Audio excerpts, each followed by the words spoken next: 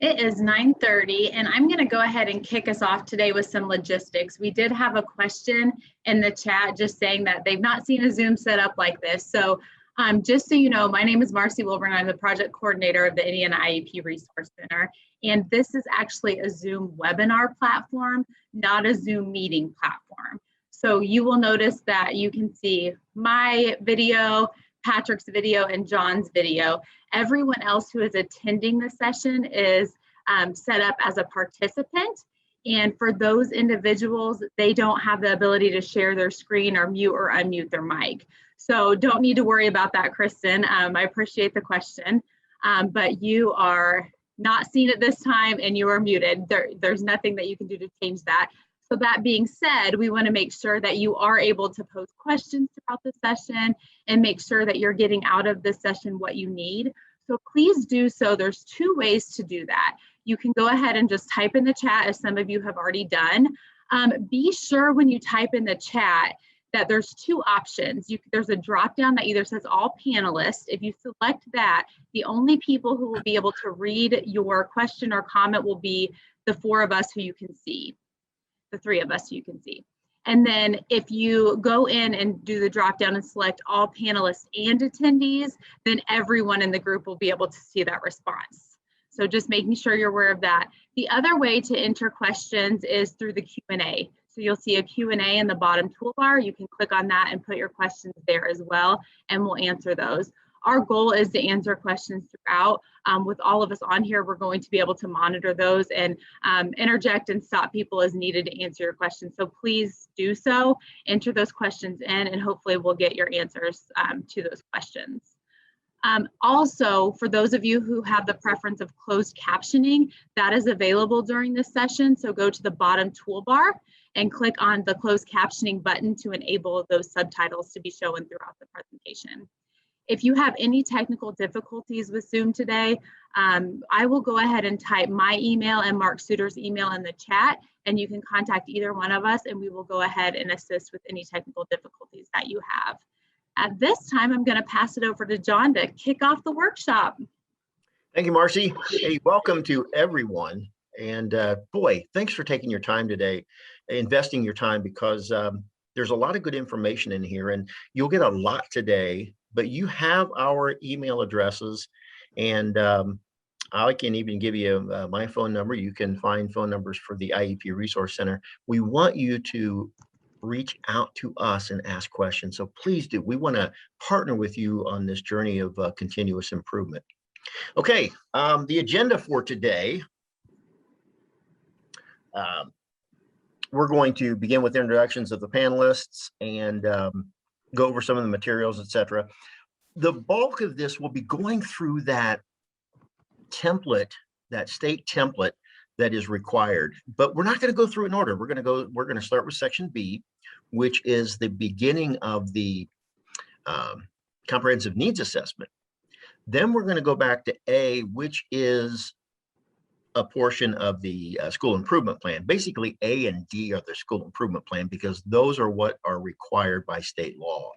B and C are your comprehensive needs assessment, and those are critical to write a plan. I mean, trying to develop a plan without data and really determining needs, that's doesn't make sense. So, but it's split. The template is split, but we're going to start with B, which is comprehensive needs assessment. Go to A after that. And section C, you'll see how that works, and then wrap up with next steps. Okay, let's and like Marcee said, put any questions you have in the chat box.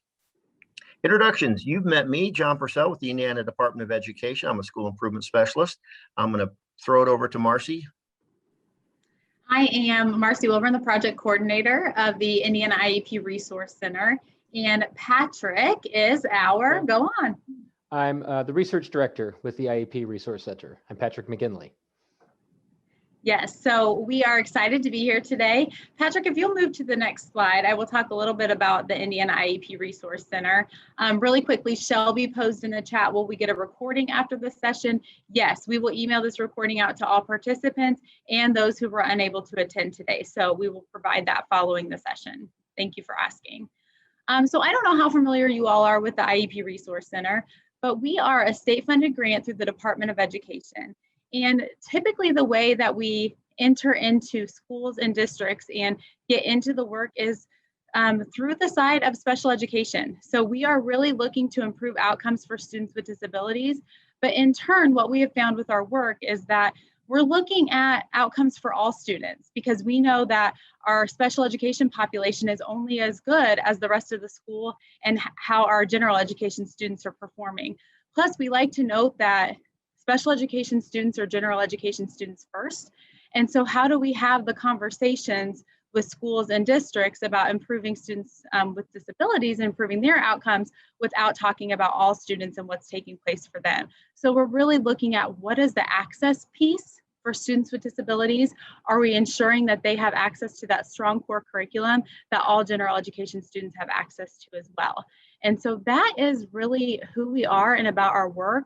We also work with across the state with the Indiana IEP system. So we provide training around that as well. So training and technical assistance really to improve those outcomes for students with disabilities is what the IEP Resource Center is all about. And we work all across the state and schools and districts in order to do so. Next slide, Patrick. We really just want to know how well you know the IEP Resource Center. So I'm going to launch a poll at this time, and you can put it was supposed to say stranger danger, but if you don't know anything about us, then you would select A. If you kind of know a little bit, but not a whole lot, then select B. And then if you know in and out the workings of the Indiana IEP Resource Center, you would select C. So I will go ahead and insert that now in the poll, and you can go ahead and answer that question.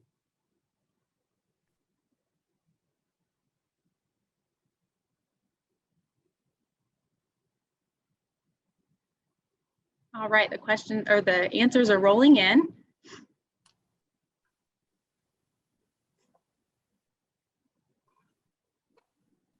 About 5 more seconds. Okay, I'll share those results. So what we're finding is a lot of people don't know a whole lot about the Indiana IEP Resource Center. So within our presentation today, as Patrick and I talk about considerations for special education while completing the comprehensive needs assessment, we'll provide a little bit more information about how the IEP Resource Center can support your work and not only improving those outcomes for students with disabilities, but all students within your building. So thank you so much for letting us know that. We'll tend to overshare on what we do and the support that we can provide now that we know how aware people are of our center. So thank you for that. Next slide, Patrick. All right, the next thing we want to know is we want to know who's here with us today. So last poll of the day. We're not going to do polls all day long, but I am going to have you do another one. Go ahead and select your role. If you are selecting other, please go ahead and type that in the chat so we know who's with us. Thank you to those posting in the chat and telling us what other roles you have.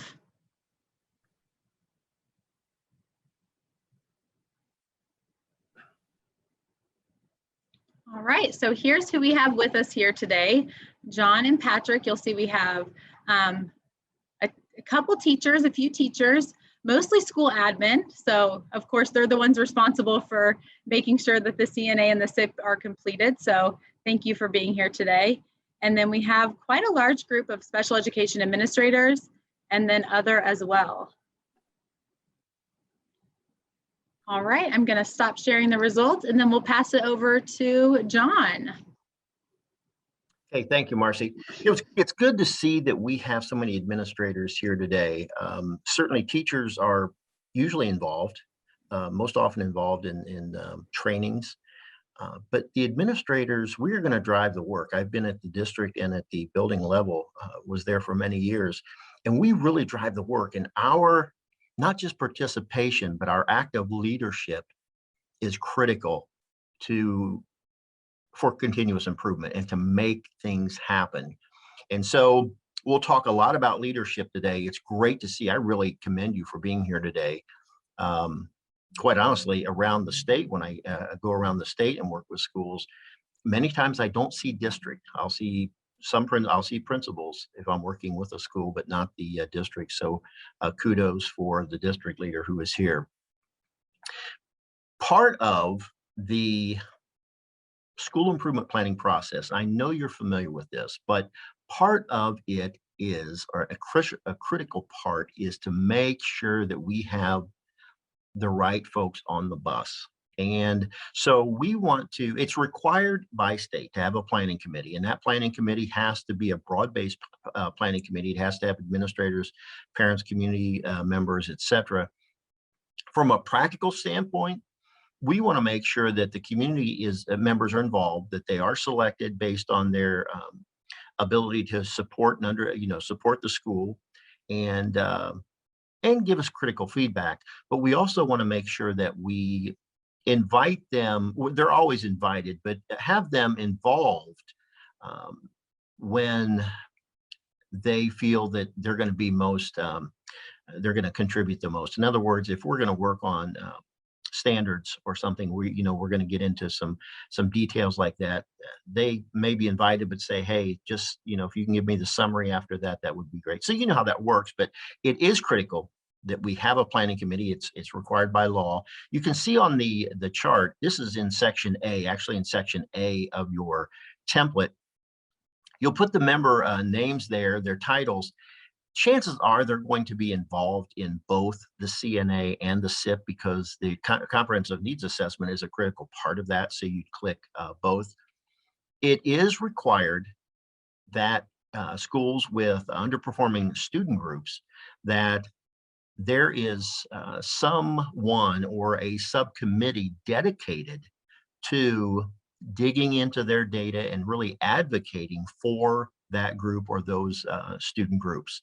So where it says CNA SIP subcommittee, as a school leader, I had, your English language arts, I would have folks look into that.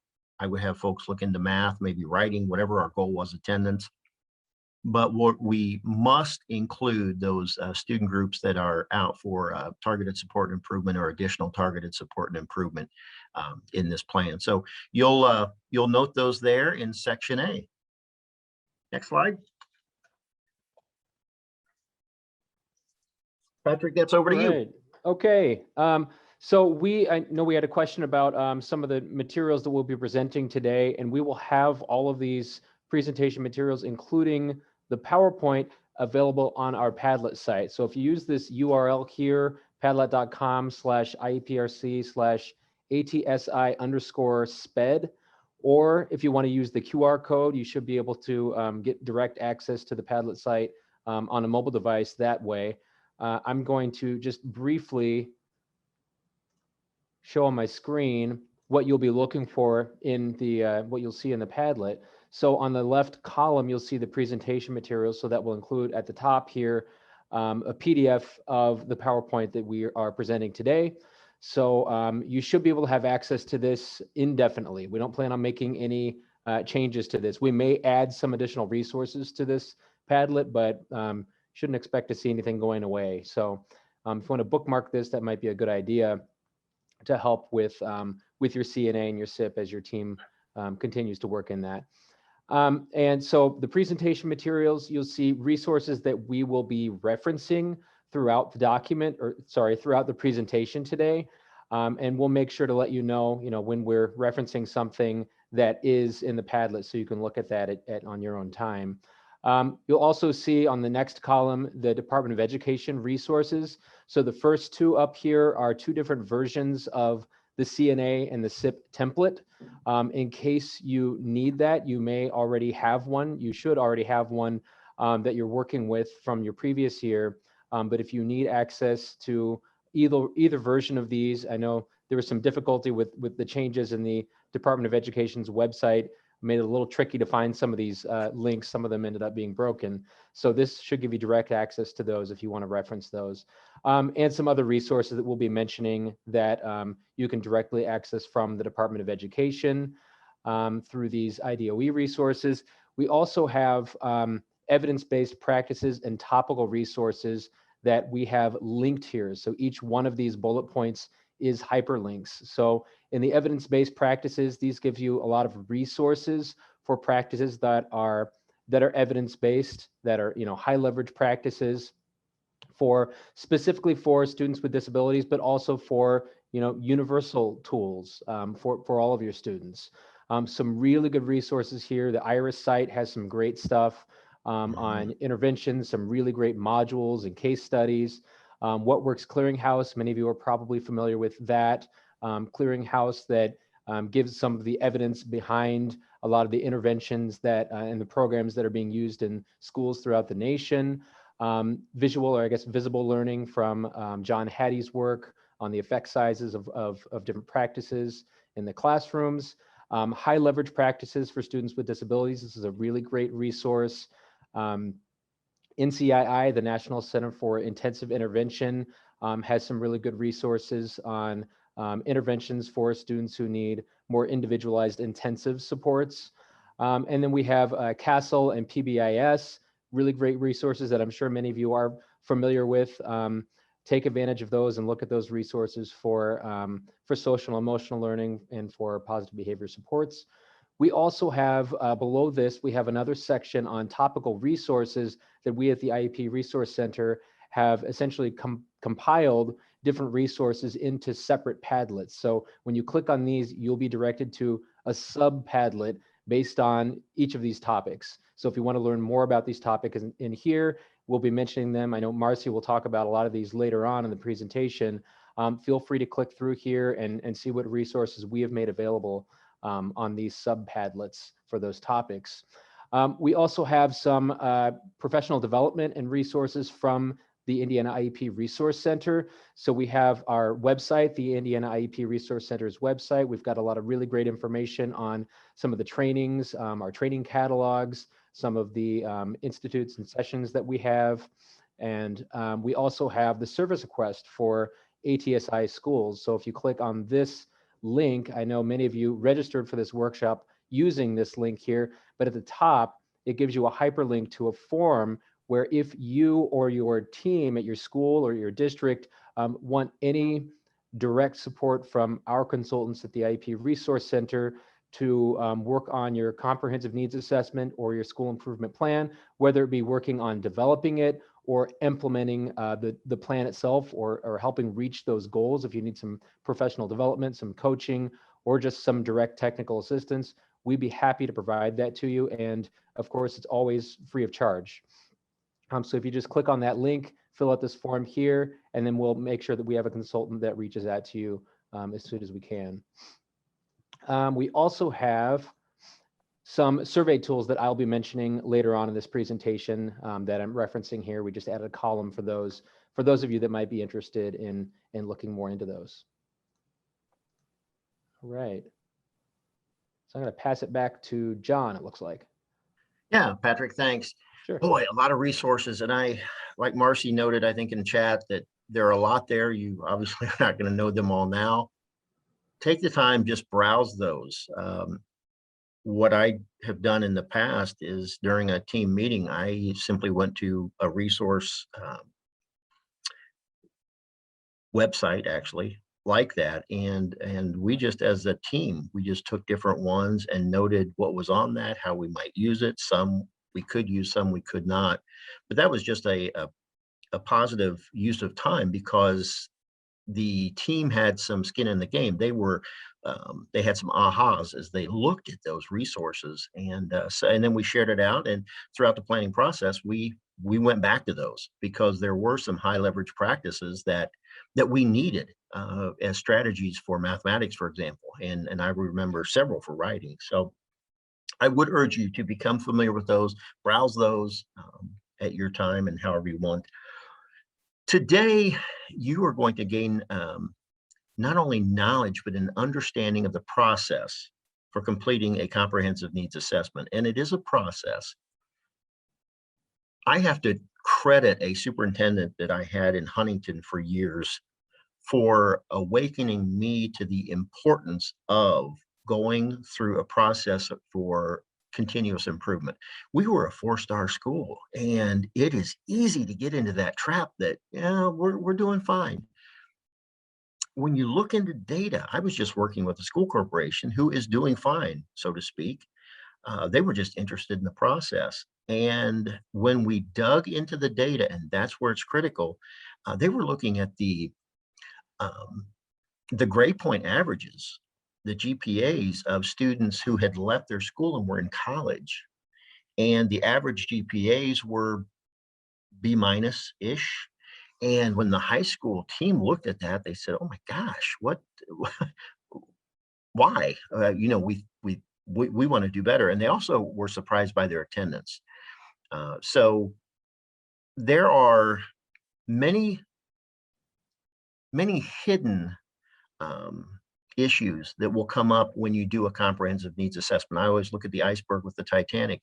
What was seen above the water is not what sunk the Titanic. It was what was underneath that struck the hull of the Titanic. What was unseen, that's where the danger lay. And so it is critical that we dig into that, and you'll get out of it as much as you put into it.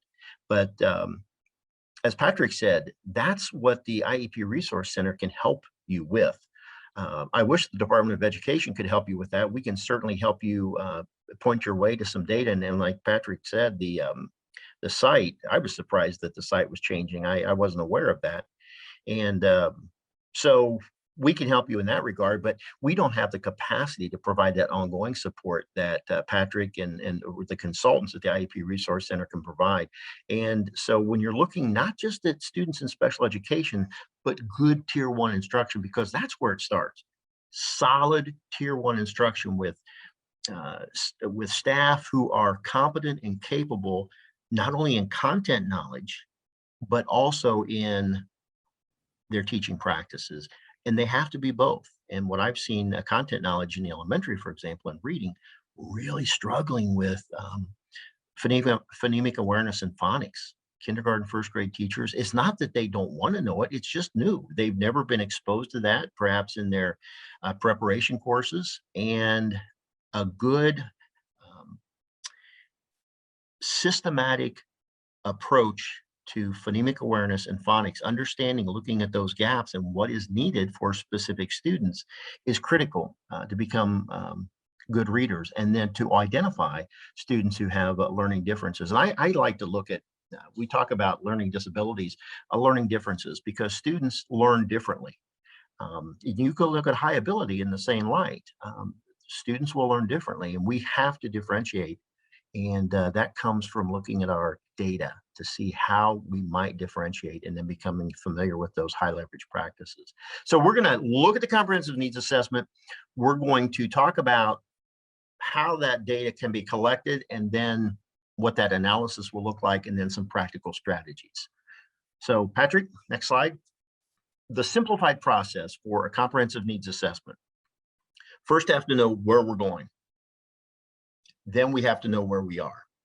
I live near Fort Wayne. I work in Indianapolis. I have to know where I want to be, where I am, and then data, and then find out what the gaps are. Well, I know the mileage, but along the way, there are issues. I was coming in yesterday. There was an accident on 69 South, just north of Indianapolis. So I had to reroute to avoid that. So where do we want to be as a school? As a school that's doing well, again, that can be a trap. It's called the success trap, and we can get very ambivalent and just think we're doing okay. But there are things on the horizon that will come up that will, for example, if your population of students, English language learners, grow, are you ready for that? Are we ready for that in our culture? Are we ready for that in our instructional practices financially? So we're always looking ahead, but where do we want to be with all students, no matter what the changes, no matter what shifts may be on the horizon in the culture that we need to address, we need to anticipate and address ahead of time, prepare the way for that. And the same way with our instructional practices. You know, when I learned came about, the standards changed in 14, a lot of us were not ready for that. We knew it was going to happen, but the intensity of some of those practices, the process standards, for example, caught us by surprise. And so we have to look ahead, but when we're doing that, we still have to have a vision. Where will we be with respect to attendance, with respect to growth, with respect to proficiency? And then where are we now? The comprehensive needs assessment, using that data, identifies those gaps. And then a further analysis, and you'll see this in section C, you get to the root causes. Students are having trouble in reading, with reading. That's broad, that's a gap. What's the root cause? Is it something in tier 1 instruction? Can we drill down even farther from that? Is it the schedule? What contributing factors do we have there? Because that is where the strategies will come into play. We have to have specific strategies to address the root causes, not just the gaps. That's too broad. That's like buying a program, a reading program, hoping it will fix, quote unquote, that gap, and it will get us from where we are to where we want to be. Chances are it will not. We have to dig into root causes, roll up our sleeves, and address those in a very systematic manner. So that's a simplified graphic of really what the process is. And in a way, it is simple. It's simple to understand. The devil's in the details and getting into that data. And again, we get out what we put into that. So, okay, next slide. Go ahead. We're not only do we have to understand where we want to be,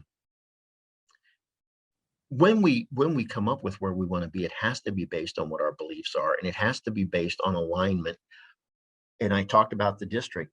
From the district level, when I was in central office, very small school system, K to 12 under one roof, it was much easier to do this, but the school goals aligned with the district goals, middle school goals aligned, high school goals aligned. And then we looked across in our mission statements. Okay, what's our role in that, with that vision? What's our role in our mission to get to that, for elementary, to prepare for middle school, to prepare for high school, to reach that vision? So it was not just the broad vision that was aligned vertically, but horizontally, so to speak, across the schools. We looked at what our responsibility and role was in that process. And so I would urge you, this is an optional page in your section A of the template. Again, not required, but I would really encourage you, and if your teachers here and your principals are not on, just present this to them and talk about, this makes sense. Students coming from one elementary to another, and for the principals in the district, individual who is on today, again, you know how critical this can be, and it moves the entire district forward, and it's good for all schools. It's good for all students ultimately, and we're going to talk about that alignment in a little more detail here in a moment. But I would urge you, as we're going through this, I'm going to stop here just for a little bit and have you process what I've talked about with that, what the comprehensive needs assessment looks like, where we are, where we want to be, and the gap and the root causes. Kind of process that in your mind, what it is, how you've done it in the past, how that might change. And then this district alignment. I'm going to give you about 30 seconds just to process that. What questions do you have, if any? You can put in the chat box that we can answer on just that.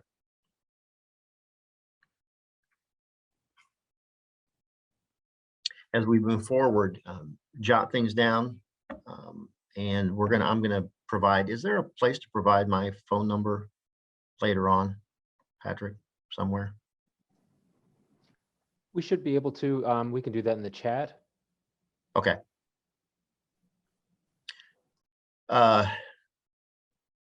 Yeah, we'll put that in the chat, but please call. Anytime you have a question on this process, please call, and the IEP Resource Center can walk you through this, help you with this, specifically looking at or addressing underperforming student groups. But please call me, call the IEP Resource Center for help on that, in that process. Okay. So the next slide. based on our beliefs, we're going to establish what our purpose is. You know, why do I come to work every day? What you have to, we have to answer that question. Why are we here, and to whom are we accountable? I was talking with our director at the department a couple of days ago, last week, and I said, what we're doing every day, whatever paper we're putting out or whatever we're doing, can the student who's leaving school, the elementary student or the high school student who's leaving school that day, if they look me in the eye and say, what have you done for me today to help me succeed? Can we answer that? What's my purpose at the Department of Education? What's your purpose in the district office? IEP Resource Center, what is your purpose? Why do you do what you do? Those will be developed from your beliefs, really down deep where you are, not only as an individual, but as an entity, or, you know, as a school, as a grade level. So we look at our own personal beliefs. And so as you really need to have a conversation, or I encourage teams to have a conversation, and schools, districts, about clarifying that, because that everything that comes about later on, you can filter that by saying, does that align with what we agreed was our belief and our purpose?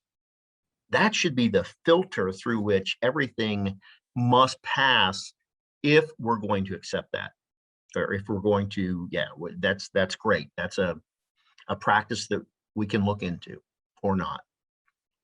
So it's critical that we have that purpose, and based on those beliefs, that will help align your vision.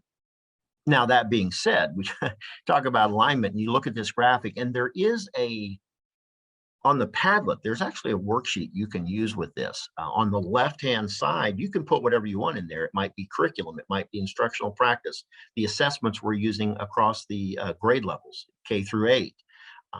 Whatever and there are examples of those types of indicators that you might put on that, at the bottom of that page. So I would encourage you, it has these at the top, and it asks you to put where you think you are, for example, with curriculum. So that worksheet I would encourage you to use. But when you look at the left, it's everybody is, they'll probably all have a good heart, and they really want to do what's best for students. They know what their purpose is individually, but it's not working together. And we have to work together. That would be like a rowing team. Everybody on the rowing team, you know, we want to win, but you know, they're out of sync. They're all over the place. That would be purpose, alignment, practice. Nothing is in alignment there. You look to the next arrows. That is a group that understands basically where they want to be, why they're doing what they're doing. And some practices are aligned in the mission,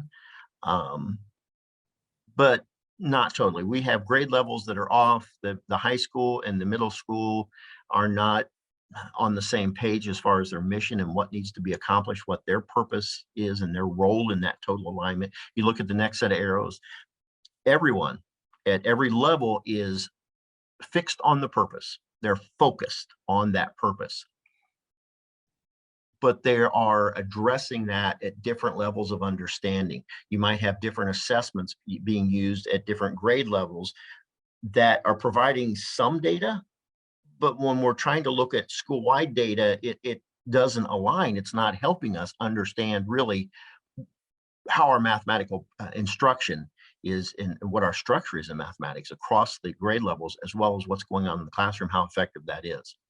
When you look at the one to the far right, then purpose, everything's in alignment. That's the rowing team that wins. They have one purpose, that's to win. They have one focus, and that is to be totally aligned in what they do. That is, they are focused on the process, working the process. In this case, you're working that school improvement plan. You know what the data has been. As soon as you turn in your plan, it's obsolete. That's good, because throughout the year, you're constantly going back to your school improvement plan. The data, what's the data telling me now? What's that say about the strategy? How are we going to change that strategy? It should never be fixed. And so when you're in those arrows on the right, your plan is always changing. Not necessarily, not the goal, not the gap. You know what those are. But the details, the strategies may change. And help in this process, again, is available through the IEP Resource Center. Okay, next slide.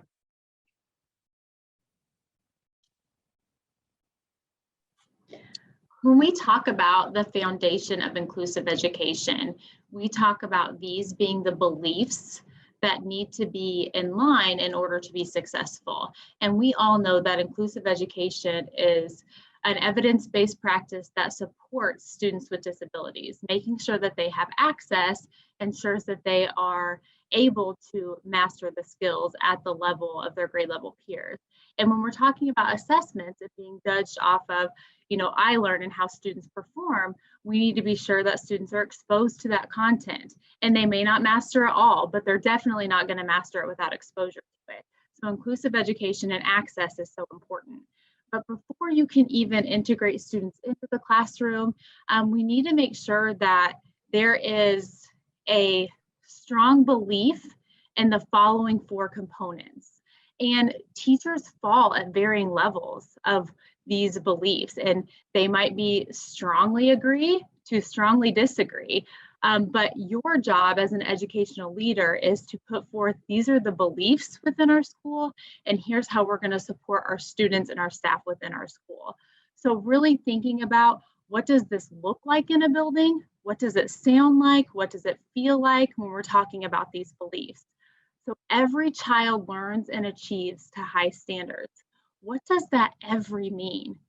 Are we talking about students all the way down to students with more significant disabilities, all the way up to, as John said, our high ability students? Think about every child, and we have the expectation that they can all learn and they can all achieve. And what does that look like in our building? Learning includes both academic and social competencies. So we're not only teaching the reading, the writing, the math, but we're also teaching the expectation of, this is appropriate behavior. This is how we work well with others. This is what it looks like. And we are teaching those when students struggle with them. Oftentimes in reading, we have remedial reading groups that students can be a part of if they're struggling, but are we also looking at the students who are struggling with behavior and teaching those skills as opposed to just putting some disciplinary action in place? So what does that look like in your building? Do you focus on both academics and social competencies? The next one, every member of the education community continues to grow, learn, and reflect. Again, looking at that word every, what does that mean? How do we ensure that every member of our community has the training they need to work with all students and be as successful as they can be? Are we looking at our teachers as well as our paraprofessionals, as well as our custodians, our bus drivers? We talk often about bus drivers. They're the first people to see students in the morning and the last people to see them off on their day. They're going to notice when there's changes in students. So how do we educate them and give them the information that they need to best support our students? And again, every member of the educational community is responsible for every child. What does that truly look like? Are we looking at the roles that individuals play? General education teacher versus special education teacher. I went to school to teach the content. I went to school to support the students who have difficulties, but really that line needs to blur, and we are responsible for all of them. It's not a your students, my students mentality. It is, these are our students in our building, and we're all responsible for them and how to meet their needs. So really thinking about where your school falls within these beliefs and how do we work towards helping improve people's skill level and efficacy around supporting all individuals so that they can further their belief in these areas that we're looking at. Patrick's going to talk a little bit later about some belief surveys, but allowing teachers to complete those and maybe even completing those anonymously so that you get true data on where people fall. Oftentimes, if we ask in a training and an open training and we say, okay, do you believe that every child can learn and achieve the high standards? Every hand goes up in the air because we want to believe that. However, in practice, we don't always see that. So we do some exploratory activities where we're really looking at, what does this look like in a building? Do we have standards on the wall for all students? Do we have I can statements or I will do by the end of this lesson on the wall for even our functional programs? And what does that look like? So making sure that we're just setting that tone and that expectation around these 4 beliefs is going to help our inclusive programming be so much stronger and really let us know where to start and how do we continue to move towards success for our students with disabilities. Next slide. Thanks, Marcee. We're going to move into now the section B. And so next slide. My wife said, whenever I talk about education, I get so intense. She said, you need to smile. So I'm going to smile when I talk about this. She said, you scare people when you talk about your stuff, the neighbors and so forth. So sorry. Section B is the needs assessment. And this is where the data comes into play. I'm not going to belabor this at all. This is the first page or one of the first pages you'll see in section B. You do not need to put an X for all of these. This is, in fact, the entire plan is yours. The Department of Education doesn't look at that and grade it and send it back and say you didn't, at least they better not. I mean, that's not our role. This is your plan. This helps you drive your school. So far, you know, it's arrogant for us to say, well, you should have included this. Now, providing assistance and feedback, constructive feedback as you ask, that's critical. Again, IEP Resource Center can help with providing that critical feedback. This is for you. I would suggest that you check these, and there are more. This is just a small list, but I would suggest you check them just so you know what you've accessed. And if you want to include it in your plan, link it just so you have it handy next time as you're or during the years you're reviewing data. Great. If you want to put it in binders, that's up to you. So this is for you, and I'm going to repeat that throughout that you remember that. So this is the chart that you see, just that with some ideas as to what data you might look at. Okay, Patrick.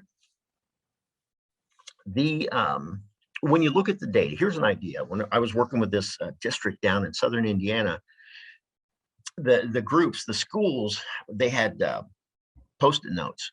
And we said, we're going to identify the findings. And they had data all over the tables. They printed it out. They had some online, but they had data all over the place. They had really done a good job of just looking at pulling a lot of stuff. And it's important for the teachers to analyze and the team to analyze the data. We have some great technical assistance partners that can help with that, but you own the data, and to truly understand it, you have to wrestle with it.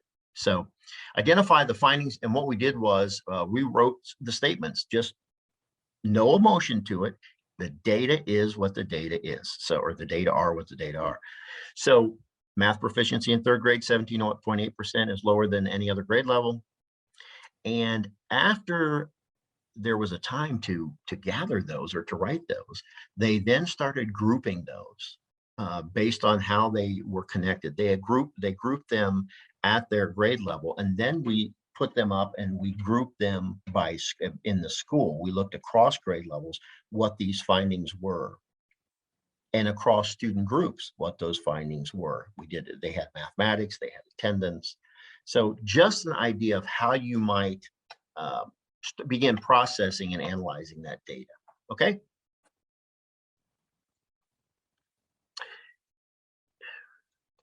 These 5 questions should be on every wall in the school, and it should drive everything we do. I'm going to let you look at those.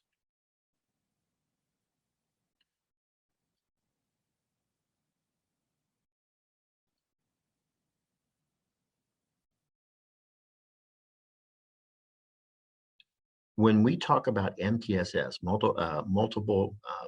multi-tiered systems of support, that's where 4 and 5 come in.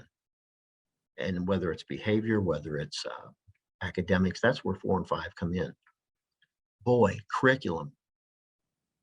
do we really know what kids must know and be able to do? Are we clear on that? When we break the standards down, if it says in whatever grade level, students will identify and analyze author's purpose and point of view.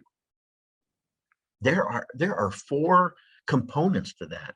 The students have to identify point of view, identify author's purpose, analyze the point of view, and analyze the purpose. So often we gloss over that, and what's the purpose? What do you think the author's purpose is?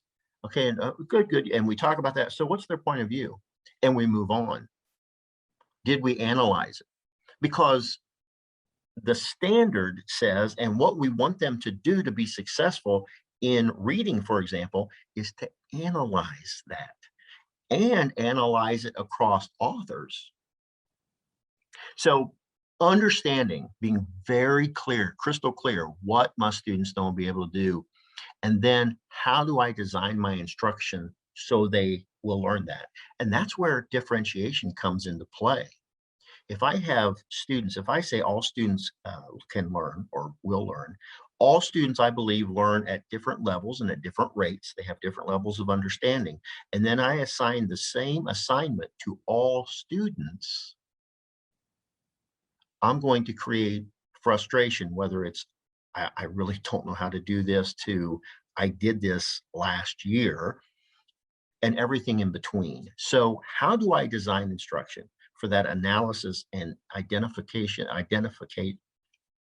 to identify author's point of view and their purpose?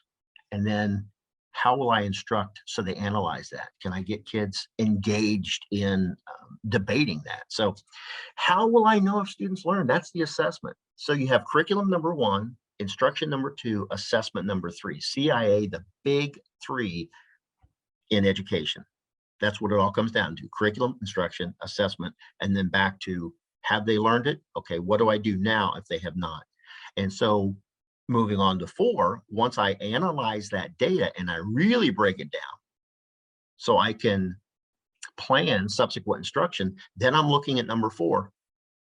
What do I do when they don't learn? I go back to number 2. Now, how do I design instruction based on what I'm seeing from the assessment I've given? It can be a very brief assessment, formative assessment. Based on what I'm seeing, what do I do now? And what do I do when students are proficient? Again, the high ability students, that's not a student group yet, but the high ability students are students who are very already proficient. They are often not progressing or growing as we want them to, and especially growing not just in proficiency, but growing in their broad understanding, making connections outside of what those skills are. They must know something, they must be able to do something, but can they then take that learning into a different area? They learn biological principles. Can they take that into an ecological problem and start solving that problem based on what they've learned? Many times that extension, not because we don't want it to be there, for planning purposes or time, those are not done, or that's not done. So these 5 questions, they are critical. And I didn't have those when I was teaching, when I was an administrator, and I wish I had. Okay. So when you're planning your school improvement plan and all your instruction, go back to those 5. Patrick? All right. Thanks, John. So we're going to just talk a little bit about some considerations for special education, because that's kind of the reason we're here for this session. Is we're working, with the schools and the districts that have schools within them that have some low performing students with disabilities or students with IEPs.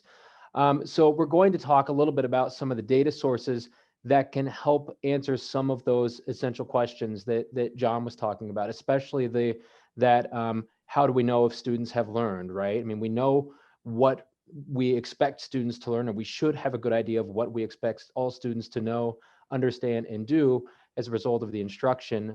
But how do we know if they've learned? And we do have a lot of data sources that we can use already locally. We just want to make sure that we're considering all of those that might be helpful for the comprehensive needs assessment. So we'll give you some examples of some of those data sources that can help specifically with this section B that we're kind of talking about right now. And to help you get an idea of, what's the current snapshot look like in terms of the proficiency and all of the data sources, whether it be academics, behavior, or social emotional learning for all students and for specific subgroups. And we want to make sure that we're looking at historical trends so we know where we're going. Are we seeing an improvement, or are things getting worse, or are they somewhat stagnant or relatively the same over time? We want to make sure that we have that context, the historical context, because we might be lower than we want to be. We might be at, at or below the lowest performing 5% of students or of schools, Title I schools, but we may have made a lot of improvement over time. And we want to make sure that we have, if we are doing some things that are effective and that are showing some growth and a high level of growth, then we don't necessarily want to stop doing what we're doing if it's working, if we're seeing improvement. So we need to make sure that we're taking into consideration not just the current snapshot of our whole profile of all the students in the school and all the different subgroups and different demographic variables and the subpopulations, but also that historical trend. And when we are disaggregating the data, we need to make sure that we're looking out for some disproportionality between the different demographic groups and think about some of those demographic variables that we might have stored in some data systems like our student information system, or maybe in the IEP system that can give us a sense of, what are some of those additional student attributes that might help us group students together. If we can identify, oh, maybe there's a subgroup of students within that special ed population that seems to be struggling even more with this specific concept or in this specific standard. So things that we need to be considering as we're looking through our data. I know that schools have a lot of different data sources that they have access to, but they're not always using all of those. So we're going to try to get to some of those that might be helpful for you, just so you can get a sense of the overall health of your school in general, and the health of those specific student groups within that population. And another thing we want to look for is thinking about, as we're looking at the outcomes for a lot of these students and a lot of these groups, but also think about what is different for the groups of students that are struggling the most. What is different about their educational experience when it comes to the instruction? Does that look the same or does that look different? If we're not including those students in the gen ed setting, then maybe the instruction's different, maybe the curriculum's different. What's different about the environment or the expectations? Maybe those students with disabilities or maybe some other student groups are being held to different expectations without taking into consideration the learning differences of some of those student groups or some of the neurological differences that might exist. So just making sure that we're taking into consideration what might be different for the experience for those students in the educational environment. So first, we want to just kind of set the stage with some national data so we can get a sense of where we are when it comes to some of these, inclusion, looking at student achievement. So we just put some national data here on inclusion so we could see what the trend has been overall in general, and looking at 10 years apart, 04 to 05 compared to 14 to 15. And we see that there's been quite a significant growth in the percentage of students that are in that high inclusion setting. They're in the general education setting 80% or more of the day. So that increased from 51% to 62% in 10 years. So that's about 1 percentage point every year on average for at the national level. And in Indiana happens to be even more inclusive than this. I think it's in the 70s, mid to upper 70% of students in the state of Indiana are in that high inclusion setting. It might even be more than that at this point. So Indiana is certainly on average more inclusive as a state, and most districts are as well. However, we want to take into consideration there are some differences in the schools when it comes to the programming that's provided. Sometimes, you'll see a life skills program or autism program that's in maybe one school or another school. particularly in elementary schools, just based on the staffing and the specialist availability. And that's okay. We just need to take into consideration the different profiles of the students within the schools that are in our district, because we might not all be at a high inclusion level. Normally, the Department of Education in Indiana looks at inclusion at the district level, but not necessarily at the school level. So that's something you definitely want to look into. But there has been a lot of progress here, and Indiana's made growth in inclusion in every year, I think, since at least 2011, as far back as my data goes for Indiana. And then looking at the achievement gap, here's national data again on the achievement gap, looking 10 years apart for students with disabilities and students without disabilities. And, we just want to make sure that we're all aware that this is a national issue. This is not just a statewide issue, not just a local issue. This is something we're seeing nationally. There is a pretty substantial gap in the achievement of students with disabilities compared with students that do not have disabilities. And when you look at the growth from 2005 to 2015, we see that students without disabilities have made a little bit more progress than students with disabilities. So there's still a gap, and it's not shrinking. And in some cases, it looks like it might actually be growing a little bit. So the groups of students with disabilities are definitely underperforming and are not growing at the same rate as students without disabilities.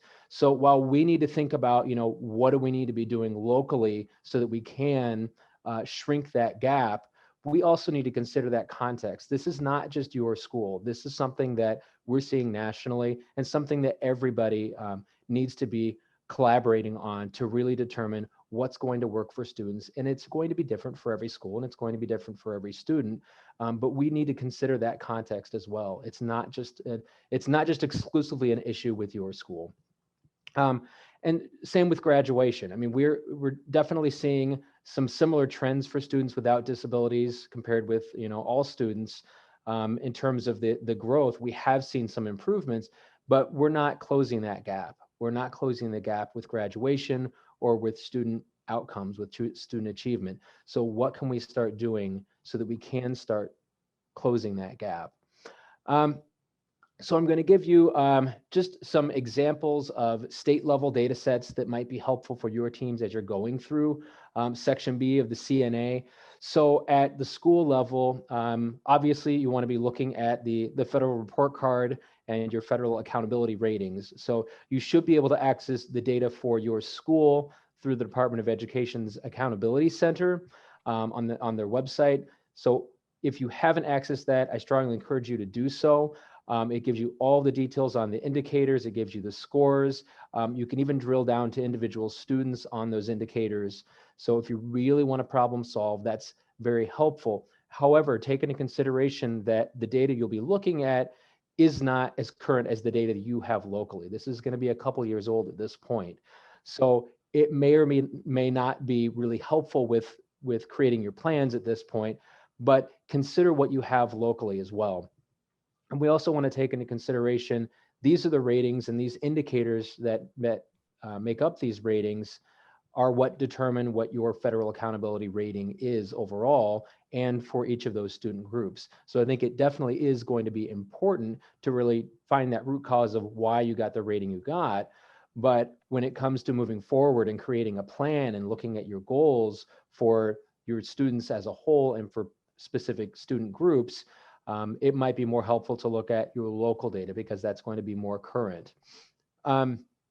We also have, so with the federal grade results, you can access those through the Department of Education's data center. The Office of Accountability on the Department of Education's website has a really great resource on that. So you can see your school compared with all other schools in the state of Indiana and look at the ratings, not just the overall ratings and not just the overall ratings for each student group, but also the ratings on those indicators, which we'll get to, I think, on the next slide, seeing what those indicators are that comprise your overall score that you get for those student groups, specifically for students with disabilities, but you may have some others that are either low performing or are designated as ATSI, additional targeted support and improvement.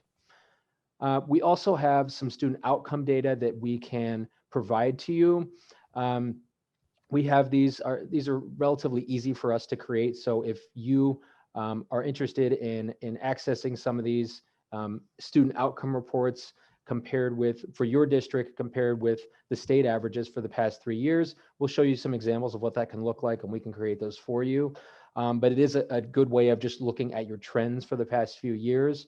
The Department of Education, I'm sure many of you are aware of the InView, INVIEW, their website, where you can look at your school's profile and you can see historical trends on academic performance, as well as a bunch of different other measures.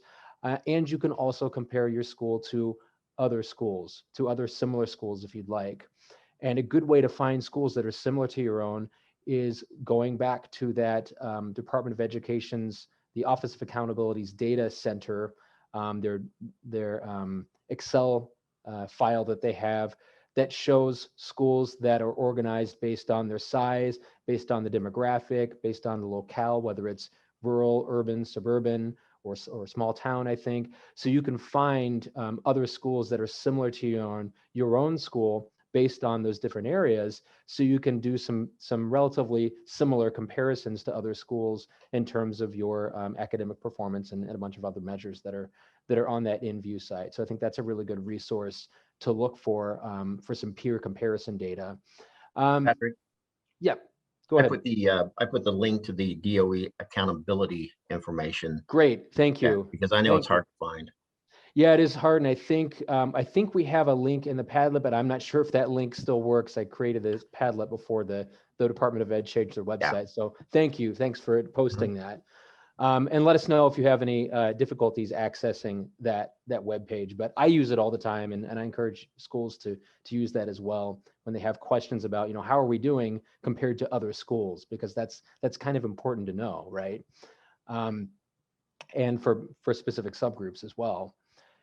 And for the student outcomes at the school level, the example that I was giving you and that we'll show in a little bit later, I also have that at the district level, so we can give those to you as well. And that's all based on publicly available data. It's all based on data that's actually on the website that John linked in the chat. We just organized it in a way that makes it a little bit easier for teams to identify, what the trends and patterns are for the past few years and for subgroups of students or student groups.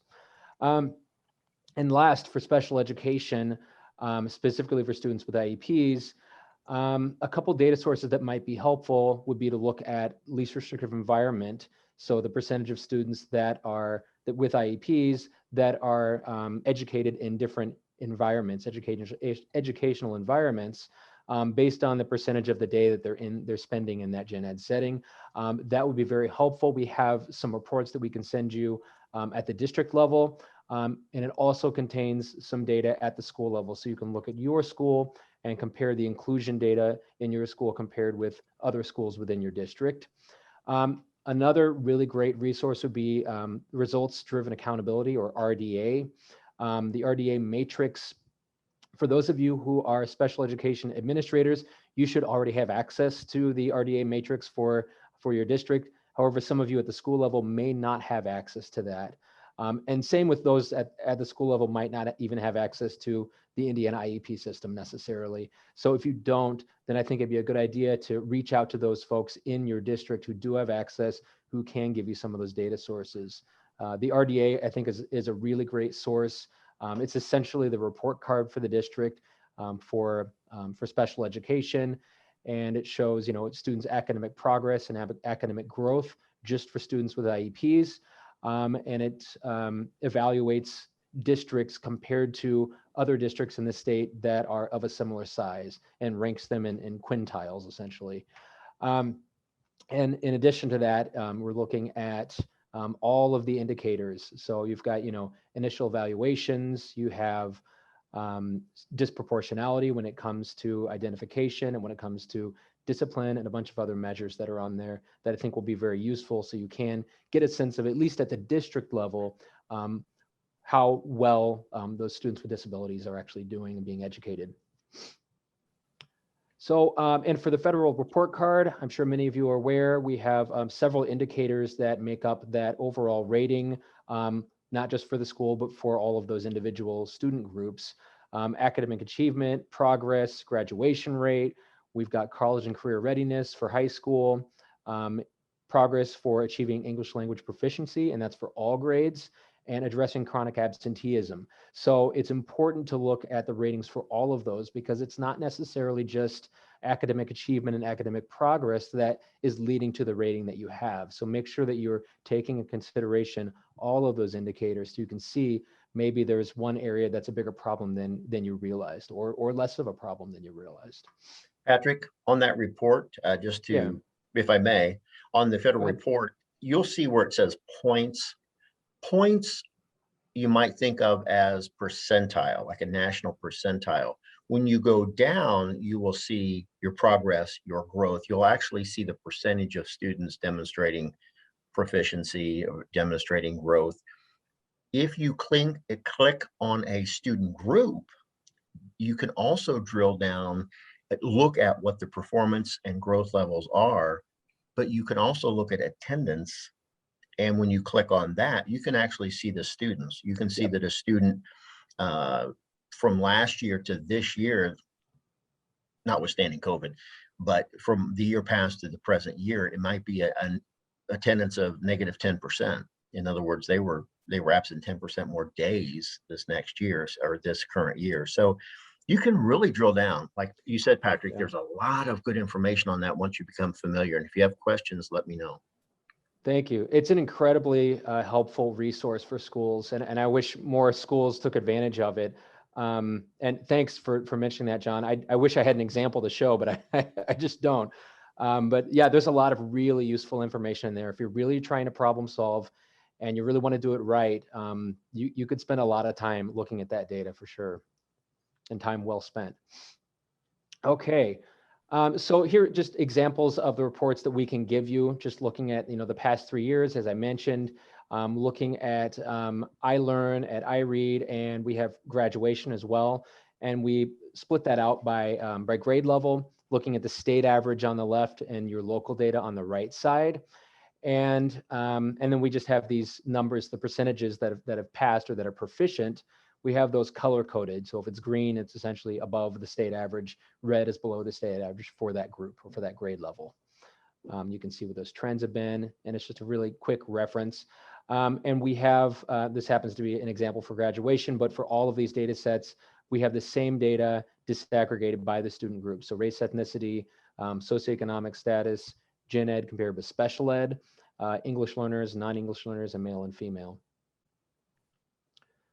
We also have several reports that are included in the LRE file that we can create for you for least restrictive environment, looking at the trends for the district for the past several years, looking at least restrictive environment placements by primary disability, by eligibility area, even looking at movement from one year to the next, those students that are moving into a more or less restrictive setting from one year to the next, so that we can see what the trends have been for individual or groups of students. We also have this broken out, as I mentioned, by school, so you can see the inclusion or the percentage of students at each school within the district that are in each of those placement categories. Some additional data sets that you might want to consider. A lot of these are going to be special ed specific, but not all of them. You'll notice that those up here on the top, we're looking at universal screeners, benchmark and common formative assessments. So making sure that we're looking not just at academic data, but social and emotional data and behavioral data. So we've got our NWEA, or we have iReady, or whatever we're using for the benchmark, interim benchmark assessments 3 times a year. What about for social emotional learning? Are we using an SEL screeners or something that we're doing at least at the beginning of the year, if not multiple times throughout the year, to assess students' social and emotional learning? Or those internalizing behaviors. Same with behavioral. Are we collecting any other data at the school level or at the classroom level when it comes to students' behavior?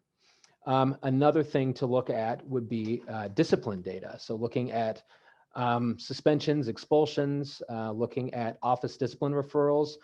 We should have access to that information in your student information systems. A lot of schools don't really take advantage of that or don't really problem solve around office discipline referrals, but they're very helpful. I think they're a little bit more informative than just looking at suspensions and expulsions, because there's a lot of kids that we miss. And we really want to address, the root cause of the issue, not necessarily the adult response to the behavior, right? Looking at attendance, that's also mentioned in the template, and John mentioned that as well. Attendance is definitely going to be an impact, especially if you notice that the groups of students that are struggling the most are attending school the least. If those students are disproportionately impacted by attendance or by discipline, then they're going to be missing out on core tier 1 instruction. And if they're missing out on instruction, then that might be that might have a significant impact on student learning, and why some groups of students might be underperforming. Surveys. So we do have some examples of some surveys in the Padlet, but if you are collecting any qualitative data, either from your teachers or from your students as well, it's a really good source of information to really get to the reasons why students might be struggling. A lot of times our data that we are collecting, the quantitative data, isn't necessarily telling us why what we're seeing happening is happening. A lot of times we just need to ask, and we're not always asking. So we do have one survey. I'll talk about this school climate survey that we got from some folks at Indiana University. They use that. We have that in our Padlet site. And that is for teachers or leaders at the school level. It's examining culture within organizations is the name of that, that file. And it's essentially an activity for teachers or leaders within a building to do. And it gives statements on culture and cultural diversity, cultural accessibility, and asks, what does the organization say it does with this statement, what it actually does, and what it needs to do for each of those statements. And I think it's a really good tool for teams to use and really take a close look at what they're doing, what they say they're going to do, and what they need to do. We have we have a couple different beliefs surveys. One is for teachers, it's called the MATIES, the Multidimensional Attitudes Towards Inclusive Education. And that's a scale looking at 3 different dimensions of teacher attitudes and beliefs. So it's affective, being their feelings, their attitudes, their comfort levels when it comes to inclusive education.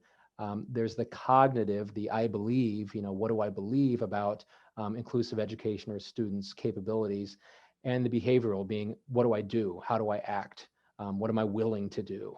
So I think that's a really good survey to send out to teachers. It can be completely anonymous. You can develop that into a survey. We actually have one that we've created in Qualtrics. So if you need any assistance with that, we can easily create one for your school and send that out to you and let you disseminate that to teachers and give you some of the results from those. We also have another one that we've used with several schools that I've used with called the MTSS Beliefs Scale, and that's also for teachers.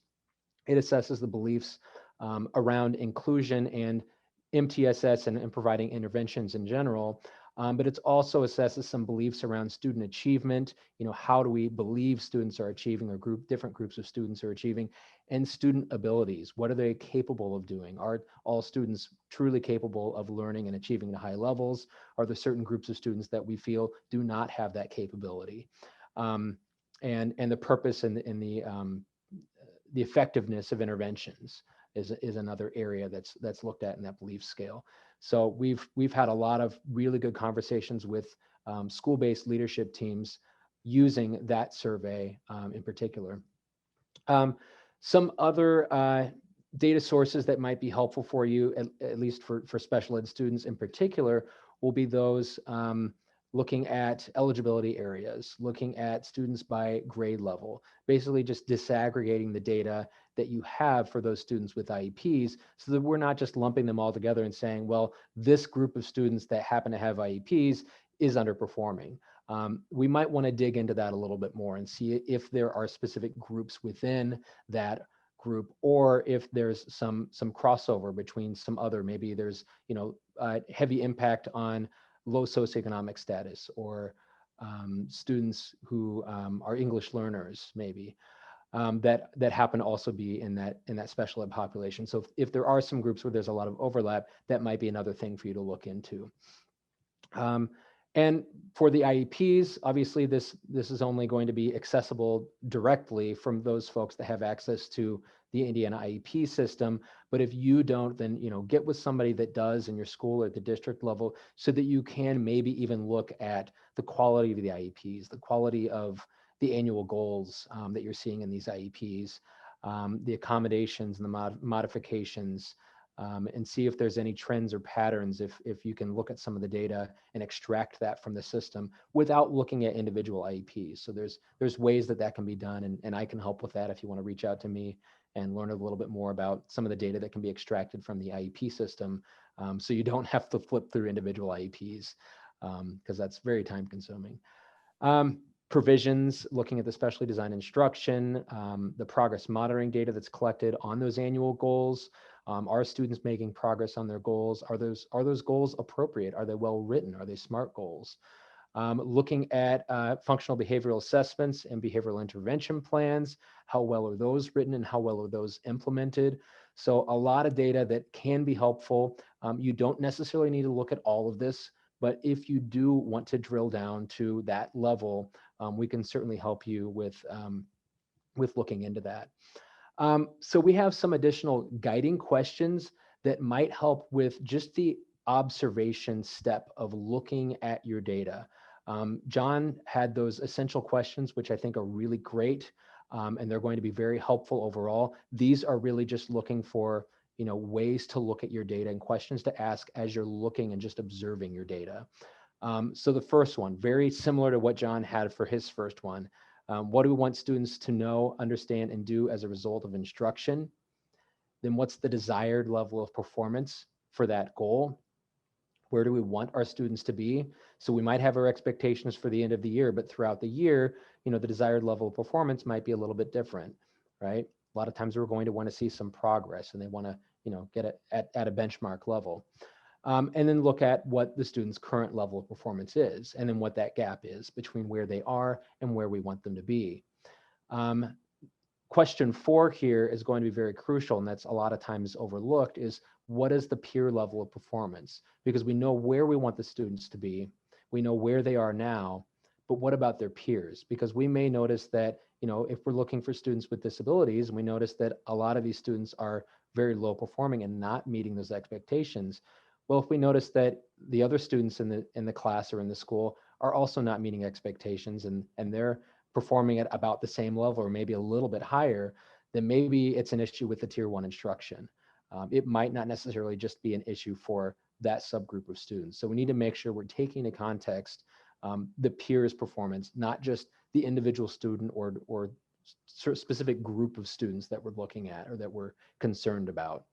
What are the historic trends in student performance? I mentioned that earlier. We need to make sure that we understand that context so we know where students have been and how much progress or how much growth they've made over time. And last, what additional data, if any, are needed to be collected to adequately identify and prioritize a problem? So what else do we need to collect, if anything, so that we can really drill down and figure out what the problem is that we want to solve? So we have some additional guiding questions just to help you and your teams really consider whether, if there is an issue with special education population, is it an issue at the district level or is it an issue at the school level? And I know John mentioned this a little bit earlier, that we need to be thinking about aligning our systems and aligning our mission and our vision and making sure that we're all moving in the same direction. And sometimes that's a lot more difficult in certain districts than it is in others. But we also need to make sure that, what is our data telling us? Because that's going to help us lead ourselves to the scope at which we need to address the problem. Is it at the district level, or is it maybe just one or a couple of schools? So these are a couple of questions that you might want to consider when you're considering your plan. Because if you're creating a plan and it's not supported by the district, and you realize once you start looking at district level data or multiple schools in the district, and you're realizing, yeah, this might be a problem that's bigger than this school, you need to make sure that you're getting the right people on board and that you're having those conversations at the level it needs to be had, so that you're not trying to make, substantial change at one level when at the bigger level there's something else going on that's not being addressed. It's going to be pretty difficult. It's an uphill battle if you're trying to make progress in a school where that's also within a district that's also struggling with the same problems, and maybe they're not being addressed at the district level. And if we determine that there is a problem specifically at the school level, here are some additional guiding questions you might want to consider for the school. In what areas are the data significantly different from the state, from the district averages and the other districts or the other schools? As I mentioned, this is really just doing that peer comparison, looking at the InView website, looking at the data center for the Office of Accountability through Department of Education. Some really great resources that can help you really get an idea of where your school and where your district stands compared to others that are similar to your own. Is the trend data showing upward progression or downward slope, right? What's the movement looking like? What's the direction that we're headed in right now? What's the overall performance of students in the school? Again, looking at the universal level, and then looking at those specific subgroups, disaggregating the data, making sure that we're applying those student attributes or student variables to all the data that we're looking at, so that we're not just saying, well, it's just special ed and this, or maybe we have an assessment that not all special education students are taking. Maybe only a fraction of them are taking the interim benchmark assessment, for example. But we're analyzing the data as if they're all taking it, and we're not taking into consideration how many of these students are actually taking this assessment. We see that very often when we're working with districts and schools and we're looking at their data, and I don't know how many. I can't really make any inferences if I don't know, what proportion of the population of this subgroup of students that I'm looking at actually took this assessment. So taking all those things into consideration so that we are really making informed decisions when we're looking at our data.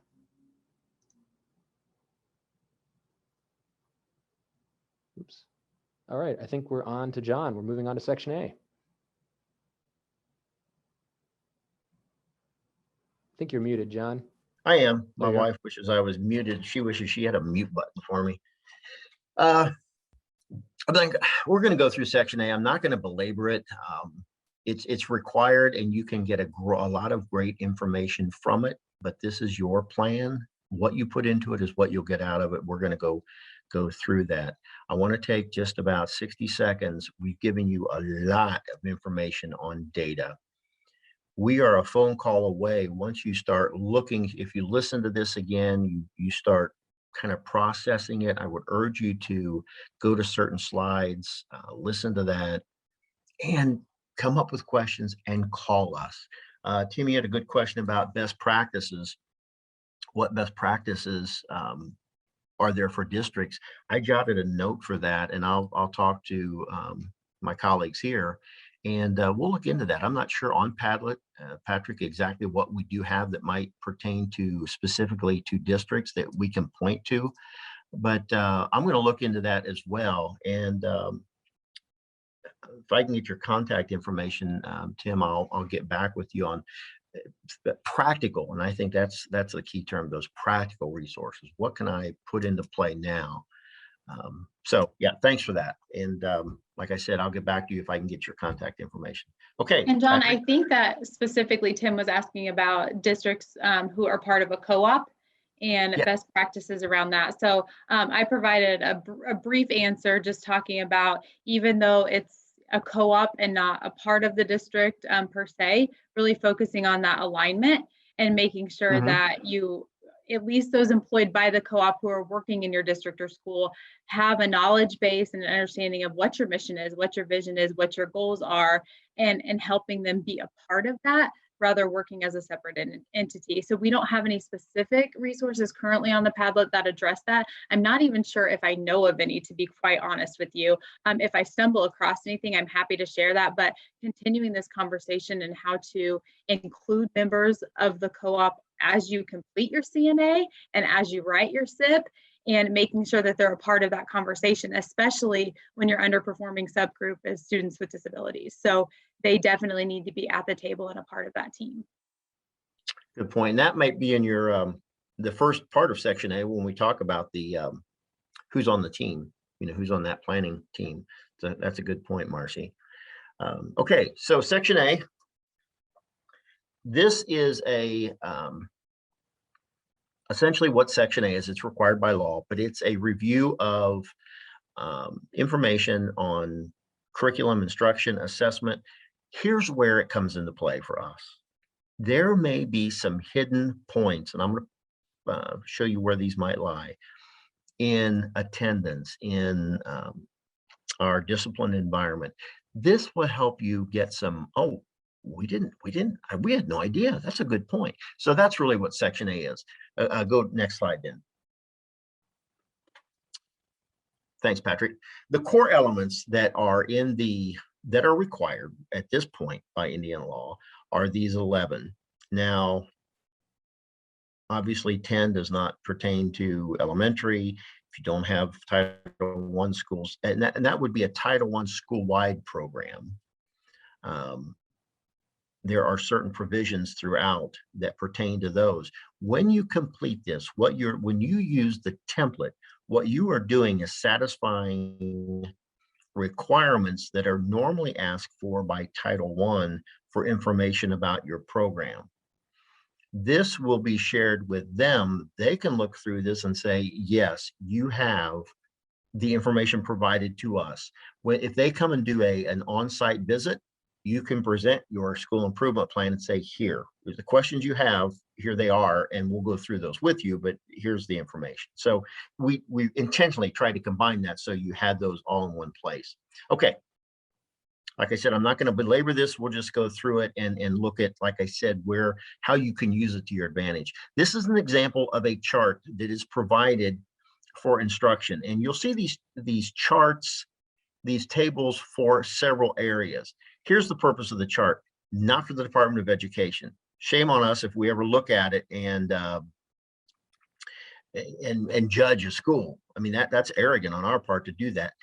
This is for you. So as a principal or as a team leader, let's say I'm a grade level teacher and I'm the chair of a committee, and we go through this and we say teachers use instructional strategies to ensure students have multiple means of accessing instructional content. What do we mean by multiple means? Didn't we just have a survey? I saw a survey, by the way. Didn't we just have a survey where only 37% of our students said that what was being taught in class was engaging and that was relevant to them? I actually saw that percentage on a high school survey through Panorama for a school district. So this is for you to have good discussions around what may be working, what may not be working within your school. That's the only purpose for this. It's not for me. It's not for the IEP Resource Center or anyone else. So when you check, yes, that's in place, what you're saying is we have evidence that we can provide ourselves, not the Department of Ed. We have evidence that we can show that, yes, this is happening, or no. If it's no, you can put an X in that last column. And then that is just a convenient way to flip back through your plan and say, didn't we have something back in instruction that a couple things that we really were struggling with? So when you start getting into root cause later on in the next section, section B, you can start pulling data and you can come back to this and say, oh yeah, it was about multiple means of instructional accessing instructional content. An example of that might be, I have a student struggling with reading, and they're expected to read the textbook, the 5th grade level textbook in social studies, when they're reading at a 2nd or 3rd grade level. Do we have that recorded for them so that they can understand it? We had a student like that in a school where I was. He could debate the socks off of you about the founding fathers. I mean, that was just his thing. But if you expected him to read it and respond to questions about them, it came across as he knew nothing about them. He did know. So do we have multiple means? That's an example of those questions. Okay, next slide. What I did with the team I worked with, actually a couple of schools I worked with, was to look at that, have those honest discussions, put that check in there, and then list those concerns where improvement was needed immediately. In other words, let's go back at the end of section A, flip back through there, look through those and say, is there something that, based on what we kind of know already intuitively about our gaps, do any of these really come to the surface now, like that iceberg I talked about? Do some of these really come to the surface where we recognize those as something that we really need to address in our strategies and our plan? Okay. So they had discussions around those. All right. So oh, go ahead. Sorry. Toss it to Patrick. Marcee, I actually. think it's Marcee. Marcee. Yep.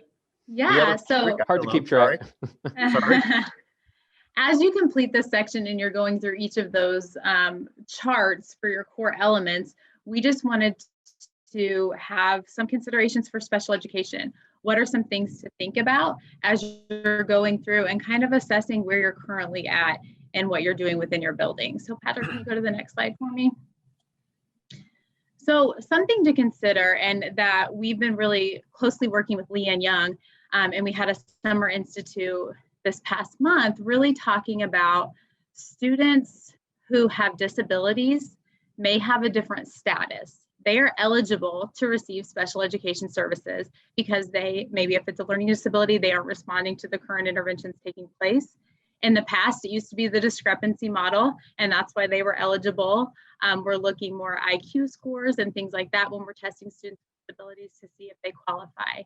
But in the very same classroom, or maybe even next door in the other third grade classroom, you might have a student who doesn't meet the eligibility requirements for a student with a learning disability, but needs look very similar. He is still a struggling reader. He just may not meet those eligibility requirements. So we're really trying to move away from just looking at how do we target students with disabilities to how do we look at the needs of all learners and support those learners within our building, whether they're eligible to receive services or not. And so we're going to talk about some practices that you can do to address the needs of all learners. And then we're going to talk about, okay, now that you've done that, what is required specifically for students with disabilities to ensure that those practices are taking place in your building. Next slide, Patrick. So when we're looking here, this is one of the quotes that really stuck out to us when working with Leanne and reading her book, but students with disabilities don't have special needs. Students with disabilities have special rights. And so when we talk about students with disabilities, we know that an IEP or an individualized education program is a legal document. They have rights that we have to legally abide by in order to ensure that they're receiving free appropriate public education. However, we have all of these other students who also have needs. And though we're not legally mandated to meet those needs, we have a moral obligation to meet the needs of those students.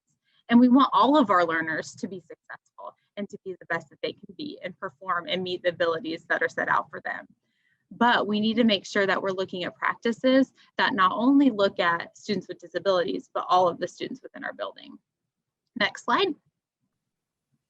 So how are we going to do this? The first strategy, you can go to the next slide. The first strategy that we recommend is really looking at a multi-tiered system of support. Now, I will tell you before I get into the depths of all of these instructional practices that we're going to talk about today, in no way, shape, or form do we expect districts or schools to focus on all of these at one time. You may already have bits and pieces of these in place. You may have some of these really well and really done in place. And maybe that's where you go back to those core elements charts and you check, these are the things that we're doing really well. But these are also some things that maybe one, you've not heard of and you need more information on to see if it's a good fit for you. Or two, I thought we were doing MTSS, but maybe we're not now that I know a little bit more about it. So these are just a crash course in all of these things just to show some awareness and make sure that you have this information. But please, as we go through this, these are not extensive trainings. We don't have time within this morning session to provide that. So please follow up if you have any more specific questions around these areas. So the framework, Marcee, yeah. just to build on what you're saying, the purpose really today is to look at your school improvement plan as not separate from these needs. For example, what you have on this chart, this is part of that plan or should be some of that recognition. Trying to do this alone, and I keep saying IEP Resource Center, can and will help you with this.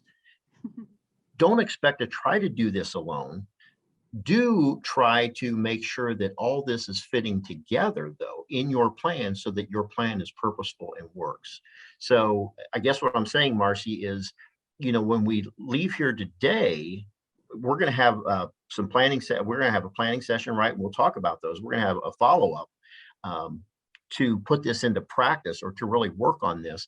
But you can get help with this, is what I'm trying to say. And you can get help with how you can integrate this into your plan to take those baby steps, but address those critical needs. Okay, sorry.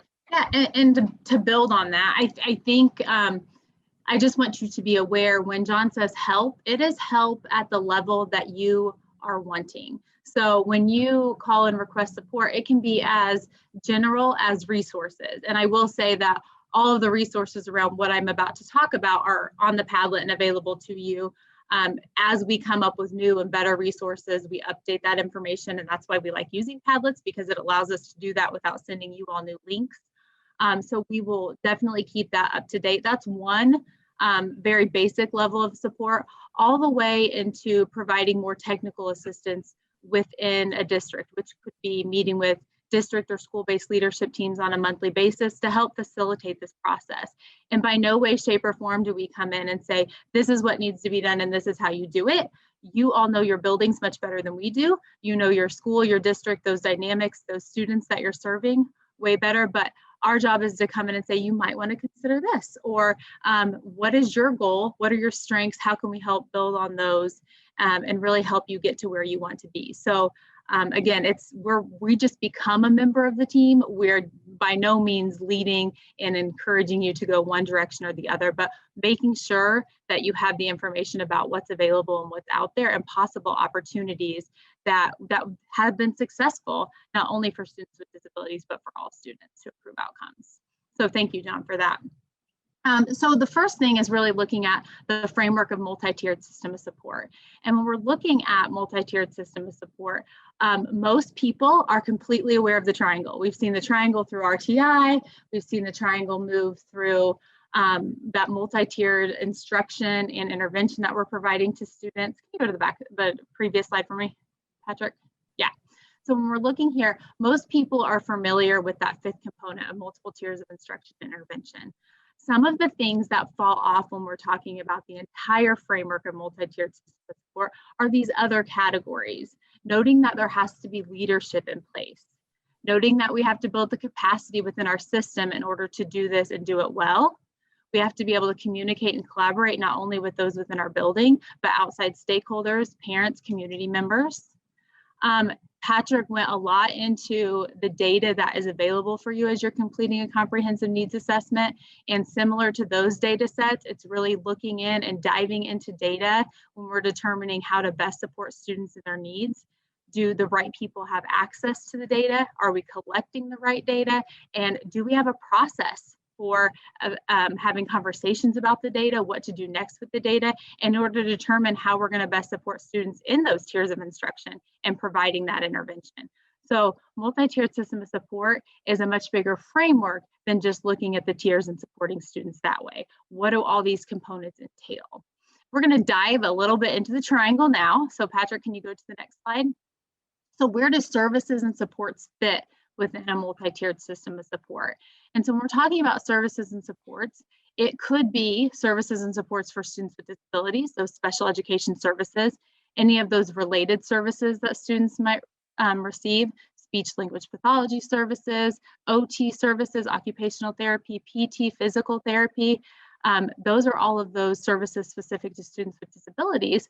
But then we also have services just like Title I services or gifted and talented programs or ELL services. And where do those things fit within the triangle? And the answer is throughout. So see that white area in the middle? You could put any of these programmings or supports in there, and they should be present in Tier 1, Tier 2, and Tier 3 based on the students that you're serving and their needs. So it's not special education is this cloud off in the corner outside of the triangle. Once you're a member of special education and you're eligible for services, you're no longer fit into the multiple tiers of instruction and intervention.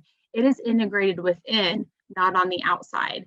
And that's the intent of kind of showing you this triangle and showing you that this white space in the middle, anything you put in there should be evident in any of those tiers based on the students that you're serving. Next slide, Patrick. And as all of you know, we're looking at the bottom of the triangle is that Tier 1, services and supports, what we're doing for all kids. What is our best first instruction? What are all kids receiving? And when we're talking about what are all kids receiving, we're really looking at academics, behavior, and social emotional learning. What are we doing in all three of those areas? And then we have some students who in some of those areas may struggle, and we're going to provide additional support. And I think in this, the key word is additional. They still get that target, or they still get that universal general first best instruction that everyone else is getting, but what are we adding on top of this? This is an additive model. So what are those targeted supports that we're providing? And then our lowest percentage of students needs intensive supports. And again, an additive model. So they may be getting those universal supports, the targeted supports, and the intensive supports, because that's what they need. They need more at that time. Next slide, Patrick. But one thing that we want to remember is when we're talking about providing these multiple tiers of supports to students, it's not, oh, we have a Tier 1 kid or a Tier 3 kid if they're really struggling. The kid isn't the tier, and that's not how we want to define kids. Also, by labeling based off of eligibility, that's not how we want to define kids. If you've met one student with autism, you've met one student with autism. They all have varying strengths and needs just like everybody else. So when we're looking at this chart, you might think of a student who is really, really good at the academic side of things. So they might fall in this bottom universal category when it comes to reading and mathematics. They don't need any support when it comes to academics. But when we're talking behavior, especially during transitions, they might be at the very top of that triangle. And how are we supporting that student in learning? What do appropriate transitions look like? What's acceptable? What's unacceptable? And how are we teaching that to students rather than just disciplining around that? So another example would be we have a student who just struggles at math computation. And so they're up in the red area for math computation, but when it comes to reading comprehension, they're down in the bottom. Now we know that computation is an important math skill, but sometimes we can accommodate for that and we can use a calculator when it comes to computation.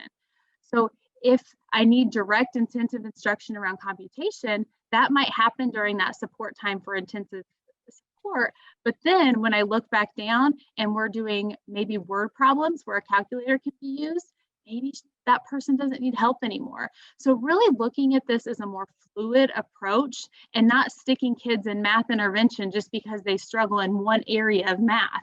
If it's a focus on computation in this example that I gave, then we would provide specific supports just for that. And then when we move on to a new concept or a new skill that's not a deficit area, we might move them back out and not have that intensive support for that. So again, how do we know when to move students out? You're looking at data. You're looking at how they respond to instruction in the classroom. What are those formative and summative assessments? And are we looking at them on a regular basis and having conversations on, okay, when does this student need additional support and when do they not need additional support? And that you're looking at the entire population of students, not just students with disabilities. Next slide, Patrick. All right, so we have embedded some quotes in here that we really find do a great job at encompassing the meaning of some of the terms that we're looking at. So we just covered multi-tiered system of support, something that you want to make sure is evident in your practice, or maybe when you're filling out those ratings, is this something that's taking place, or is this an area that you can improve upon? The next one that we want to talk about is really looking at differentiation.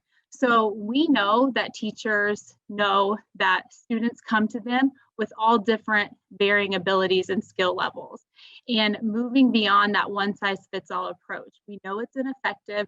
So how do we make sure we're differentiating based on the students that we have? And Catherine Dubé has a wonderful book around differentiation. And the best part about the books that she provides is there is one for elementary teachers, and there's one for middle school and high school teachers, so a secondary level. And it is very practical strategies that teachers can do to differentiate. So sometimes when we think of differentiation, we think, oh my goodness, this is overwhelming. I can't do 5 lesson plans for these 5 different students in my classroom, or to meet the needs of these 5 different groups of students in my classroom. But this provides some of the ways that really takes out the thinking for the teacher and allows them to see different ways to implement within their classroom. So next slide, Patrick. So what is differentiation and what is it not? So we're really looking at, and I won't read these to you, but we're really looking at taking the students that we're serving in the classroom and making sure that we're looking at what is best to meet their needs. So some students take in information differently. Some people respond to different information differently. And how are we making sure that we're truly assessing the learning that's going on in our classroom? John gave an example earlier of a student who was able to talk nonstop about a specific topic, but if you were to have him read a book and answer questions, that wasn't his way to show what he knew. So sometimes orally responding is better for students, but making sure that the learning goals stay intact. What is the intent? What is the objective? But maybe how we're presenting the information or how they're coming with providing the answer to their question and how we're adapting our environment is different based on the needs of those students. Next slide, Patrick. So some things that we want our teachers to consider for differentiation, and that you can see whether this is taking place in your buildings, we're looking at, are we creating this sense of a classroom community? Do students feel as if they belong and that we're focusing on their strengths at some point in time? Are we articulating the learning goals so that students can understand them in an easy way? We take the standard and then we write those learning targets on the board and ask students, okay, here's what we're going to do by the end of today's lesson. We assess students in order to group them, and then we really are looking at the content, the process, the product, and the environment. And we can look at those things in several different areas, but specifically on student readiness. So are they able to learn? Have they mastered some of those prerequisite skills that make them ready to learn the next step? Or do we need to go back a little bit and pre-teach some of those skills? Student interest. Are we making sure that, excuse me, students are able to be engaged in what they're learning about? Are they interested in it? How are we making it real to their life? And what are their learning preferences? How do they best perform and how do they best show what they know? So differentiation is always something that we want to consider and see that it's taking place in the classroom. If teachers have a high level of skill at differentiating their instruction, then they're able to better meet the needs of all the learners within the classroom. And that's what we want. We want them to have a diverse group of learners in their classroom that they're able to address the needs of all of their students. Next slide, Patrick. So the next one, which is often confused with differentiation, is universal design for learning. So when we're talking about universal design for learning, this is also a framework, and it's based around 3 pillars. I'm going to have you go ahead and go to the next slide for me, Patrick. Because when we look at these 3 pillars, we have multiple means of engagement, multiple means of representation, and multiple means of action and expression. All of this universal design takes place in the planning. So universal design actually started in, the architecture world when we're talking about ramps instead of stairs and doors that open as you walk up to them. So though it is beneficial to people in a wheelchair to have that ramp, it's also beneficial in so many different ways. That mom with the stroller, the person with the cart at the store. I'm sure several of you have seen the Gian Greco cartoon character of the snow on the steps and the snow on the ramp. And the custodian tells the student, I'll get to the ramp as soon as I finish the stairs. Well, the student just so happens to be in a wheelchair. And he says, well, if you were to do the ramp first, we could all get in because everybody can go up the ramp. So that's that universal design for learning. How are we designing to meet the needs of who may be a part of this lesson in the future? So whether they're in my classroom now or they're going to be later, it's already set up for them to be successful. So it's that pre-work ahead of time. And when we look here, actually, I think it's super interesting that a few years ago, multiple means of engagement was actually the 3rd pillar of UDL. but they have since then reorganized and put multiple means of engagement first, because if students don't know the why, they're not connected to the content. So how do we engage them first? First and foremost, we have to make sure that they are listening and engaged in what we're saying. Then we can move to the other areas. So how do we tap into their interests, similar to differentiation, in order to get them to pay attention and make this important to them? Then we focus on multiple means of representation, which is how the teacher represents the content that she's teaching. Is she like me, giving a lecture and sharing the information? Is she displaying it visually in a PowerPoint? Is she showing a video? Is she doing more of an exploratory study where students are investigating what they need to learn and letting them kind of learn on their own? What's that look like? So how is she representing the information so that students can understand? Just to kind of show you a couple examples of this from this presentation, obviously we have the PowerPoint. You can see us presenting, but as John was going through and having you, consider this, consider what alignment looks like for you. He was saying it, but I was also typing it in the chat so that some of you who maybe missed what he was saying, or maybe it takes you a little bit longer to process, I wanted to put it in this chat so you didn't lose that information because it wasn't written anywhere. You didn't have that. So that's one way. We also provide the closed captionings for those who prefer that method. Maybe you're not an auditory learner and you need to see it and you need to read those words across the page. So that's available as well. But how is that taking place in our classrooms and what does that look like? So multiple means of representation. How are teachers putting the information and the content out there for students to learn? And the last one, multiple means of action and expression. How do we know what students have learned? So again, keeping the standard intact. What is the learning goal and how are we meeting that? If the learning goal happens to be learning about the Civil War, do they all have to take a 40-question multiple choice test on the Civil War to make sure we know that they understood it? Or could they do things like, hey, write a diary of the experience of one of the soldiers within the Civil War? Could they do an oral presentation? Some students are better at that than they're writing, and they're responding in an oral way might be better for them. Could they do a diorama if they're artsy? Could they do a sketch or a depiction of that, and what could that look like? So again, going back to that learning target, but providing multiple means for students to show what they know. And yes, on the end of year assessment and on the iLearn, it's all going to be that form out of that multiple choice or that writing. But if we prepare them in other ways to learn how they are an expert learner within themselves and give them multiple opportunities to where they're not always getting that, oh, you did not do so hot on this test, and sometimes not even giving them a chance to correct it, but giving them opportunities to learn the content, then in the end, they're going to do better on the test, even if that's not the way that they're doing it within the classroom on an everyday basis. And I think there's time to expose them to other things, but when we're assessing students and trying to see what they know, providing multiple means for them to do that will help students to be more successful and in turn become that greater confidence, greater motivated to be a part of the classroom community that we want them so badly to be a part of. Next slide. So you can find out so much more about Universal Design for Learning, excuse me, on the CAST website. But I think this chart is very important to look through. And again, there's other documents and resources available. And I think it's even linked on the Padlet to where we have it in there where you can go and find out more. But our goal is to create expert learners who are purposeful and motivated, resourceful and knowledgeable, and strategic and goal directed. So we're not going to be with them all the time to say, hey, this is how you learn best. This is the direction you need to take. It's explore these options and you figure out what works best for you. And we'll support you in that. And we'll provide you opportunities to learn in this way, to show what you know in this way. But in turn, you are going to leave here an expert in how you learn. Next slide. So we often get to the question, well, what's the difference between universal design for learning and differentiation? And it really comes in the fact of differentiation is a little bit more reactive.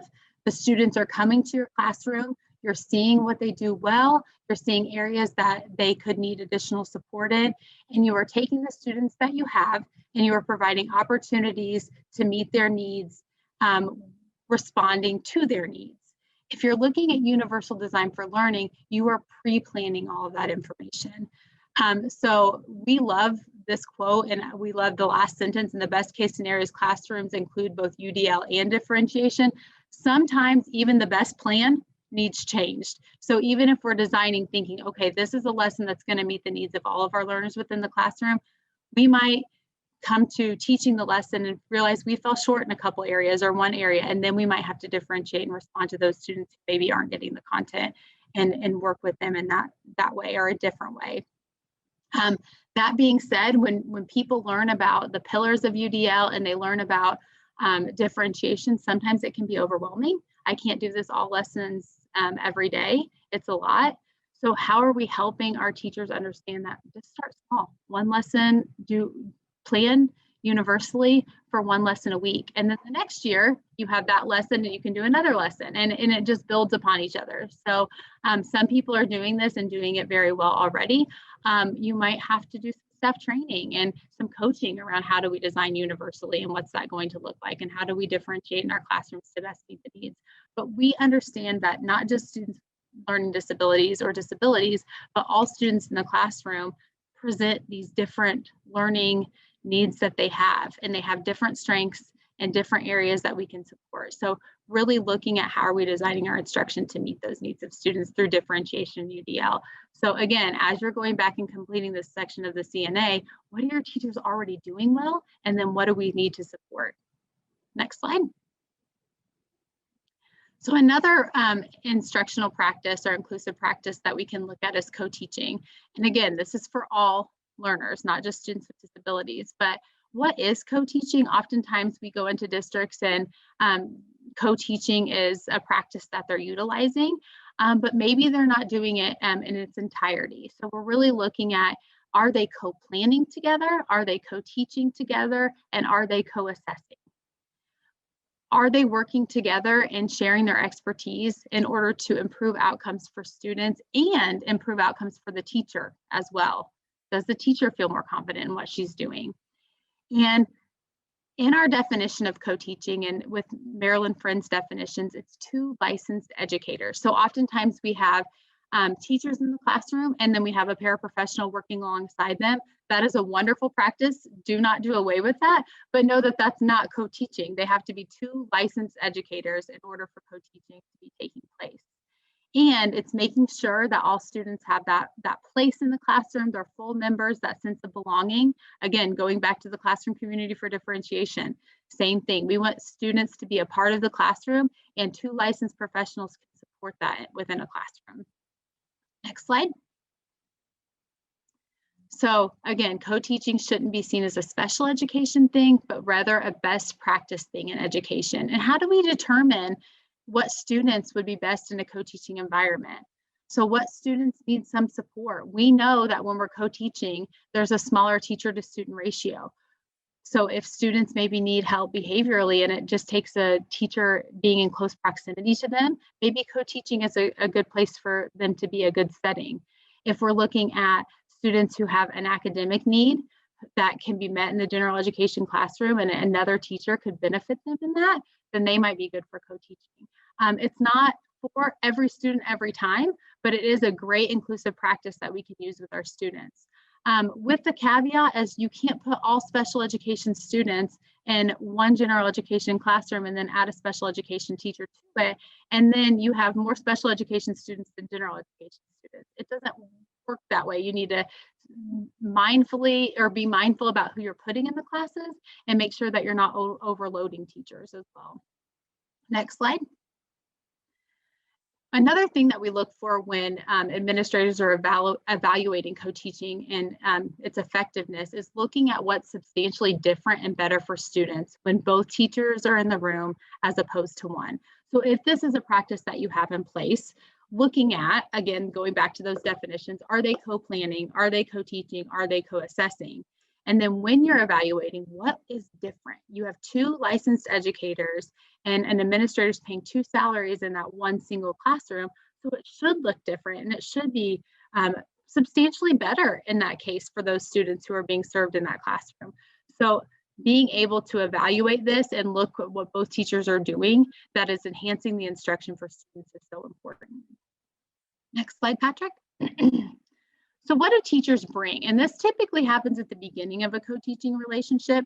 We expect general education teachers to bring that curriculum expertise, whereas special education teachers bring their knowledge base of specially designed instruction and how to support learners, how to provide accommodations, provide modifications to students.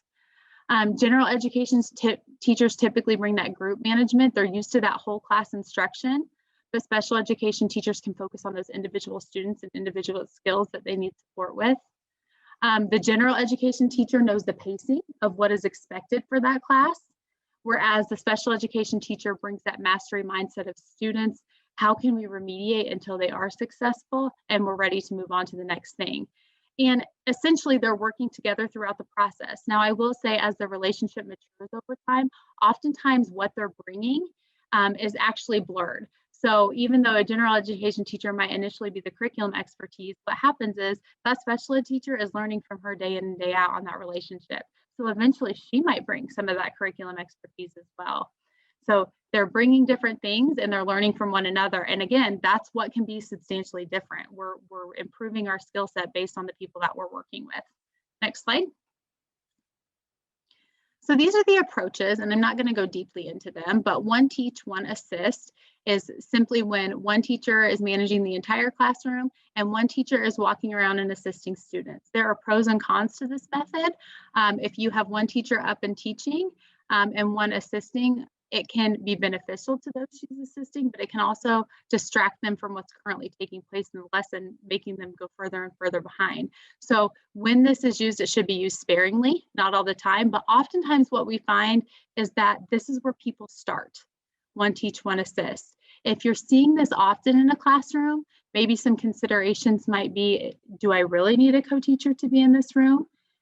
Or do I need to provide some additional training so that they can learn other methods of co-teaching within their classroom?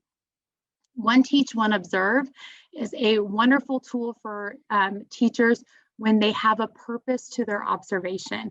So one teacher, again, is teaching the whole class.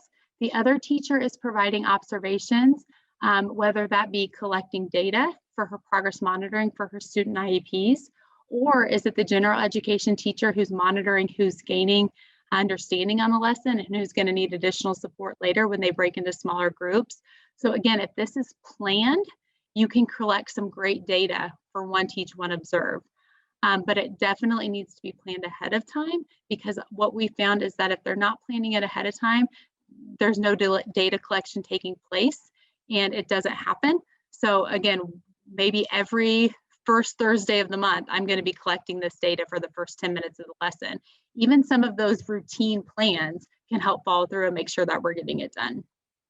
Parallel teaching is breaking the students into two smaller groups, that smaller teacher to student ratio, so that students have a little bit more direct support from a teacher. And oftentimes that we have the teachers who are teaching the same content. It could be in different ways, it could be in the same way, but the content is the same in parallel teaching. You could have one smaller group, one larger group, equal size groups, that doesn't matter. But again, really making sure that students are getting what they need based on the content that we're serving. It could be the special ed teacher with the larger group and the gen ed teacher with the smaller group. It's just important that your groups in any of these co-teaching partnerships are fluid and they're moving throughout, and it's not the same groups every time. These same people going with the special ed teacher, these same people going with the gen ed teacher. When we talk about alternative teaching, we're really talking about addressing some students who might need some pre-teach and reteach, different skill level. We're talking about students who might need some extension activities. So two groups of students, two things going on at once. Oftentimes the content is varied in alternative teaching. And most of the time we expect our special ed teachers to go with our small group of more at-risk learners, but sometimes thinking of our general education teachers being our curriculum experts, it might be better for them to teach the students who are struggling with the concepts, and for our special ed teacher to have the rest of the group who maybe just needs some additional work on the content that's been previously taught. So thinking of that differently. Station teaching is something that we do wonderful at the elementary level, but it's also very effective at the middle and high school level as well. I've seen some great station teaching take place in a biology classroom where they simply came in, there were 4 stations set, and they moved through them throughout the classroom. Benefits of station teaching is, one, you're not at centers very long, so that you're able to engage students over time, going back to that universal design for learning. And when we're looking at station teaching, not all students have to go through every station. So if you have a teacher-led station and some students might need that twice, that's okay too. Some of the cons of station teaching is they can't build on each other. So because each student's going to start at different stations, you can't have content within one that you can't teach in the next one. So being aware of that in your planning. Team teaching is when the 2 teachers have that rapport and that relationship, and they're able to kind of bounce ideas off of each other. It makes for good information for students, 2 different perspectives on the content being taught, some brainstorming among teachers. It also models positive relationships for students, which is so important as well. Sometimes it can be hard to follow 2 teachers at once, so knowing who you're working with and knowing if they're able to kind of go from one person to the next person and teaching a lesson. But teaming is a really good place to be in co-teaching as well.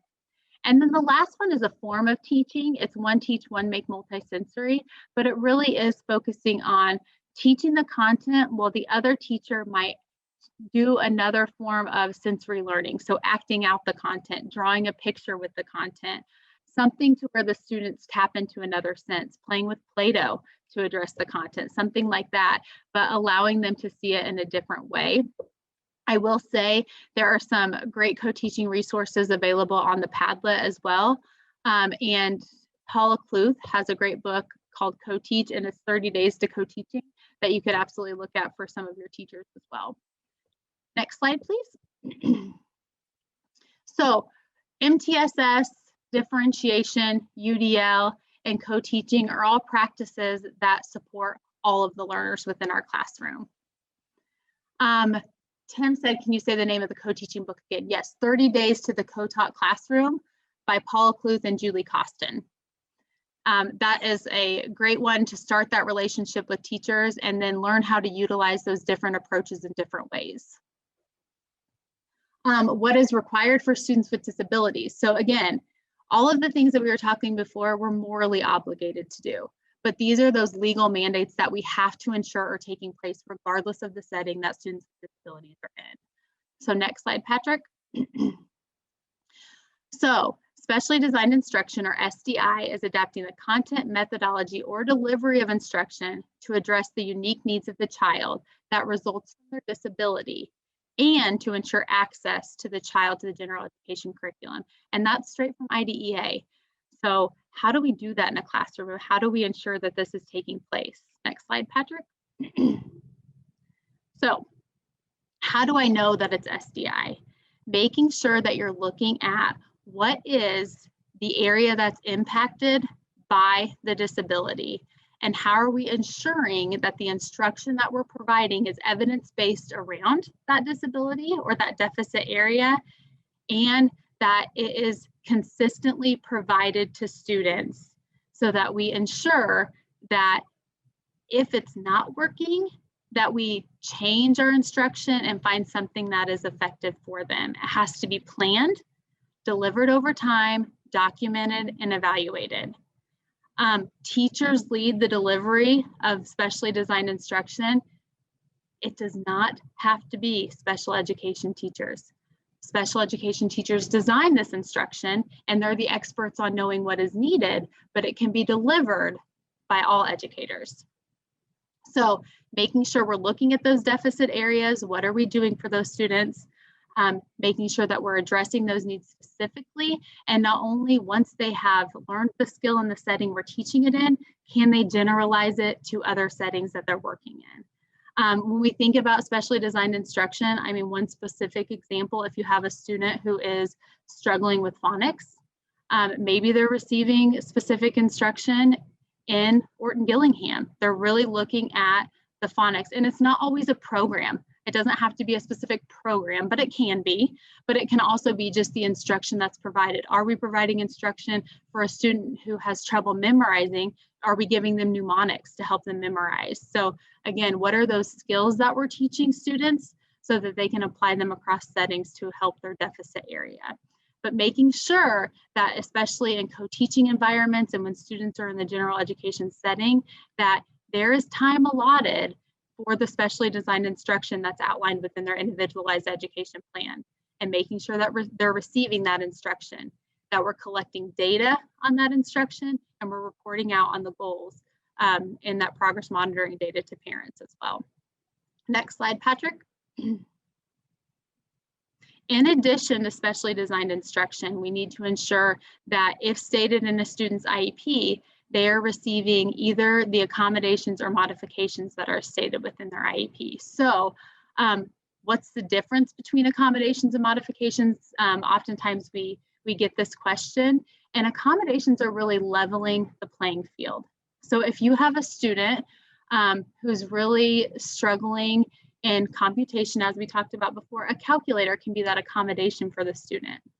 Now, if you are assessing computation and how well a student understands computation, then giving them a calculator is not going to assist them. You don't want to give them a calculator if you want to know how well they're doing on computation.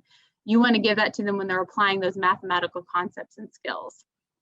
So again, computation is taking the way that the materials are presented, the way that the student can respond, and making sure that they have tools in place to help them be successful. Looking at reading, we can read sections of assignments and read directions to them if that's a deficit area for them. When we're looking at modifications, we're actually changing the content of what is being taught. So if they're at a 3rd grade level and we're changing the complexity of the work to a 1st grade level, that is a modification, not accommodation. So if we're changing that level, we're modifying the work that's being given. Whereas if we're looking at accommodations, we're taking the same content and the same level, but we're putting it in a format that student's able to complete. And their deficit area from their disability it benefits them so that they don't have to worry about that deficit area, and that's not the focus, but we're accommodating for that deficit area. So one of the things that is often asked that's really the most easy to say, well, how do I determine if I'm accommodating or modifying? And one example that's pretty easy to give when we're talking about the difference is looking at a math worksheet that might have 20 problems on it. And we can reduce the length of that. If that is overwhelming and just the sheer volume of that math worksheet is too much for a student to do, and part of that is going to cause behaviors in a student, then maybe we say, okay, you only have to complete 8 of those problems. Now, if that worksheet has 4 different types of problems on it, for instance, subtracting integers, subtracting with regrouping, it has different complexities of problems. We need to make sure that if we're reducing the length of it, that we are going in and we are having students answer each type of question. So maybe if it's 4 different types, then they would do 2 of each type rather than the entire worksheet. That is an accommodation. If we are taking that same worksheet and we're only giving them the easiest form of the problem on that worksheet, and we're not expecting them to do a more complex problem that all of the other students are expected to do, that is more of a modification. So you really have to look at the content, not just the label of the accommodation or modification of reducing the link. The content has to inform which one that it's going to be an accommodation or a modification. Next slide, please. So I think really as you're completing this section, really looking at where you are in your inclusive journey, what practices do you already have in place? What are some things that you feel like you're doing really well? And then what can you improve upon?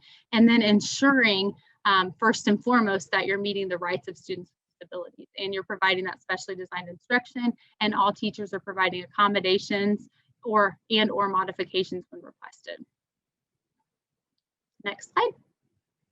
So we added these in just because I think they're so important when we're talking about really once the idea of this inclusive culture or these beliefs are in place, it really, once we get on that mindset, it can just grow. So if you're the instructional leader or if you're the administrative leader in your building, how do we convey this to others? How do we ensure that really going back to that alignment, our our vision, our mission, our beliefs, our goals are all aligned with this, sharing that with our second grade teacher, with the custodian, with the parent, with the superintendent. And once we have that, it's a ripple effect, and we can show that kids can be successful in these settings.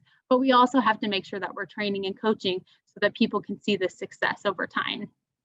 And the next slide talks about, at what point is inclusion not something we do, but instead something that just is. So when we can stop talking about it, then we'll be at a good place. But for now, we're still informing people on what it looks like. And we're moving from, historically, we've been the segregated model to support students with disabilities. And we've come a long way, but we still have a long way to go.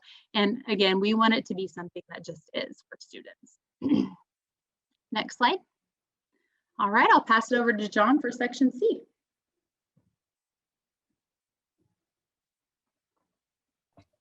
Muted again. Root cause analysis. Thanks, Marcee. I want to take a moment again.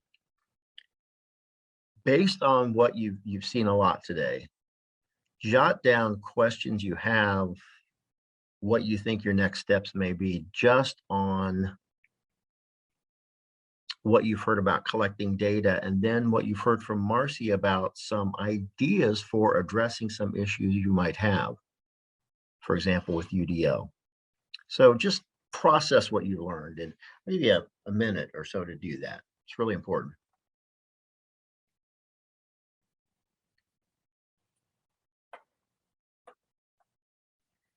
Okay, Marcee had to write down your note about differentiation occurring during based on formative assessment, and UDL basically, having that as a precursor to the instruction. I've never thought of that. So I was jotting that down while you were talking.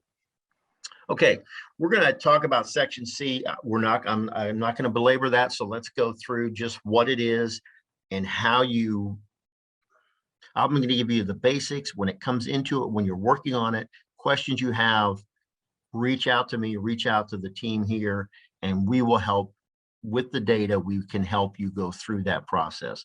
The first part in section C, section B was the data. Now we have all these numbers. We've really rooted through it. What do we do with it? Remember that where we want to be, where we are, that gap analysis is here. Now we're going to do the comparison based on our data. We've gathered all the data for where we are now. We know where we want to be. That was the vision. That was based on our beliefs. Okay. Section C is the analysis. You'll see the instructions there for step A. That's in your plan. We can go to the next slide, Patrick. I'm going to keep your finger moving on this one. Step 2 is conducting the root cause analysis. So we will do a gap analysis and a root cause analysis. The chart will take you through that. Let's look at the chart. Patrick, on the next slide. Okay, yeah, here I worked with the team down, the most recent team.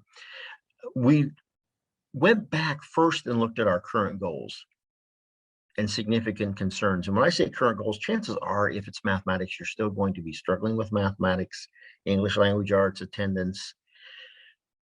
When you're writing your school improvement goals, they're not new every year.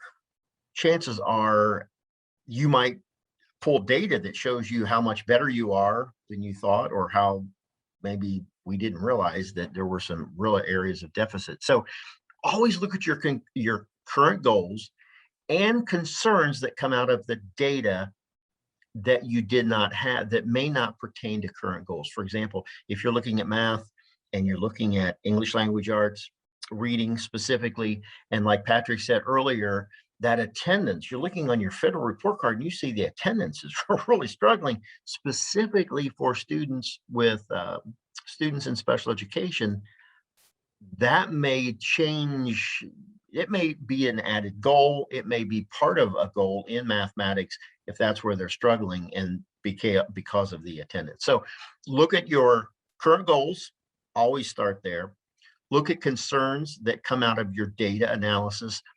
Identify those gaps. Probably going to be the same in mathematics, but is the gap broader? Is it not? And then prioritize those gaps. I see school improvement plans with 8 or 9 goals, sometimes 6 goals. That's ideally that's wonderful, but you know, we're not going to do that. We're not going to be able to do justice to making progress on any one of those goals when we have so many. So we're going to prioritize those gaps, and then we're going to use the findings in our discussions moving into the root cause analysis. Now, this 5 whys method is one way to do it. You can use whatever process you'd like, but let's look, go ahead, Patrick. Let's see how this, let's look at what this would look like in your template. You'll see this chart on the template. On the left side, that is probably going to be your current goal or a concern that you have where you want to be. For example, what was your goal before? We want to be at 64%. We want to be at 64% proficiency in mathematics based on our iLearn data. Is it the current goal? Yeah. Now, we said where we wanted to be. Let's look at the gap. Let's see where we are now. We wanted to be at 64. We were at 51 before that. We're only at 58 now. Okay. The brief description comparing that. We wanted to be at 64. We were at 58. And this is very short and concise, but based on data specifically around, let's say, computation and geometry, if you want to go that far into it. So where do we want to be on the left? What was our goal, or where did we want to be, let's say, with attendance? Is it a current goal, yes or no? What's our actual performance? Let's make sense of that now by just forming a statement. We did not reach our goal because, and again, it's very brief. You're going to go into the details in your plan. It's very brief. Is there a gap, yes or no? Now, after you get those done, that chart filled out, let's prioritize. Okay, then there's the next chart on the next slide. Based on your priority, you're going to move those gaps down to this chart. We prioritized 3. What were they? Well, we said we wanted to be here in mathematics. We're only here. That is our priority. So you're going to take what your priorities were from that first chart. Now that you've identified those and then prioritized them, put them here, and then you're going to do a root cause analysis on, and you're going to fill that out on the right. And I'm going to show you how you can do a root cause analysis using that 5 whys method. Again, that's just an idea. Later on, when you get to your plan, which we're not going to get to today, but when you get to your plan, those priorities or that problem statement, you know, we wanted to be at 64, we're only at 58. Those are going to help you write your goals. We want to be at 64 next year. We want to be at 67 the next year, and so forth and so on. That's going to come from your gaps and your priorities. The root causes are going to address your strategies. Like I said before, you can't just address the gap, the goal, the broad goal. We have to get into the strategies. Those come out of our root cause analysis. So let's take a look at our root cause analysis. This is an example of one. I'm going to give you a moment just to take a look at it. Essentially, what you're doing is you're starting with the problem. You're asking why the first time, and you're generating as many whys as you can. We did this again. We've done this with Post-it notes. I don't have stock in Post-it notes. You may think I do, and I'm trying to sell them, but I don't. Just an idea. Post-it notes. Come up with as many as you can. Now, ask why for that. When you look at this, got a speeding ticket. One of the ideas was, yeah, I was late for work. So that's why I got a speeding ticket. And then you're going to ask why for that. And for all of those, you're going to ask why for the secondary reasons, and then your next reasons. Give you a chance to look at this and see how it flows. You can see when you look at that, when you come to the root cause, and they don't always go to the same root cause. Sometimes you may have several that then you have to prioritize.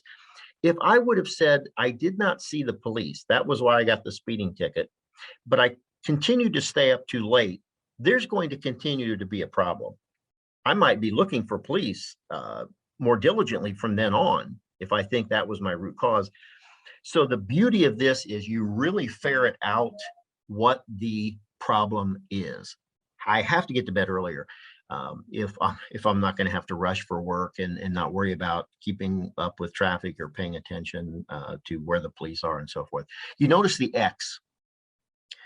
Inevitably, you're going to get to, well, you know, if parents would do this, if the government would, you know, change the Department of Ed and the Indiana legislature would change the standards and that kind of thing.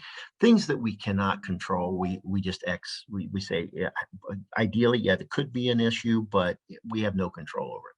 So we're not going to worry about it. I mean, we can't move on that. We have no control. So that's a 5 whys chart. You have in the Padlet, you have a couple charts. You have this one or one like this, and it's a multiple 5 whys. That's where you can list a bunch the first time, and then your subsequent ones, your secondary from those next. And then you have a simple chart, which is just one. It would be like late for work, didn't hear the alarm.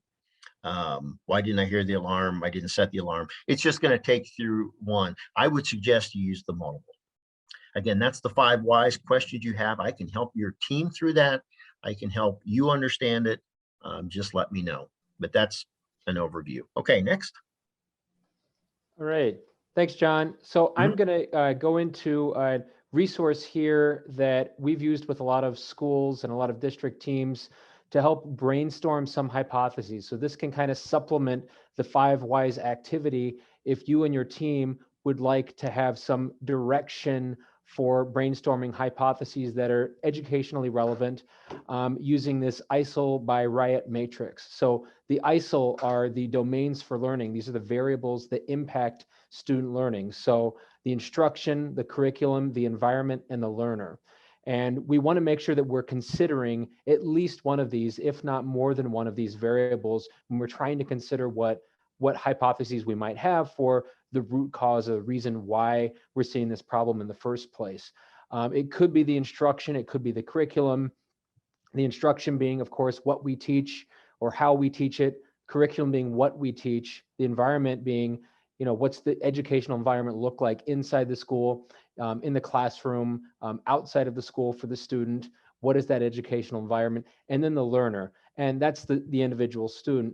And this is organized this way purposefully so that the learner is the last one that we consider, because a lot of times that's the first thing we consider. We want to think it's easier if we just think, well, that's a problem with the student. We need to address the issue within the student. But at first, we really need to consider what's the environment like, what's the learning environment, what's the instruction, what's the curriculum. And this tool that's in the Padlet as well, it gives some really great examples for individual students and also for groups of students, just to help you start thinking about some potential reasons for, you know, the root causes that could be for the problem that you're seeing. The Riot on the other end, those are the validation options. So you want to make sure that you're able to confirm and validate your hypotheses so that we have some data to really back up our assumptions so that we're not moving forward with a plan that's based on something that is not accurate. So we want to be as objective as possible and take out the subjectivity if we can. And so the Riot stands for record reviews, interviews, observations, and testing.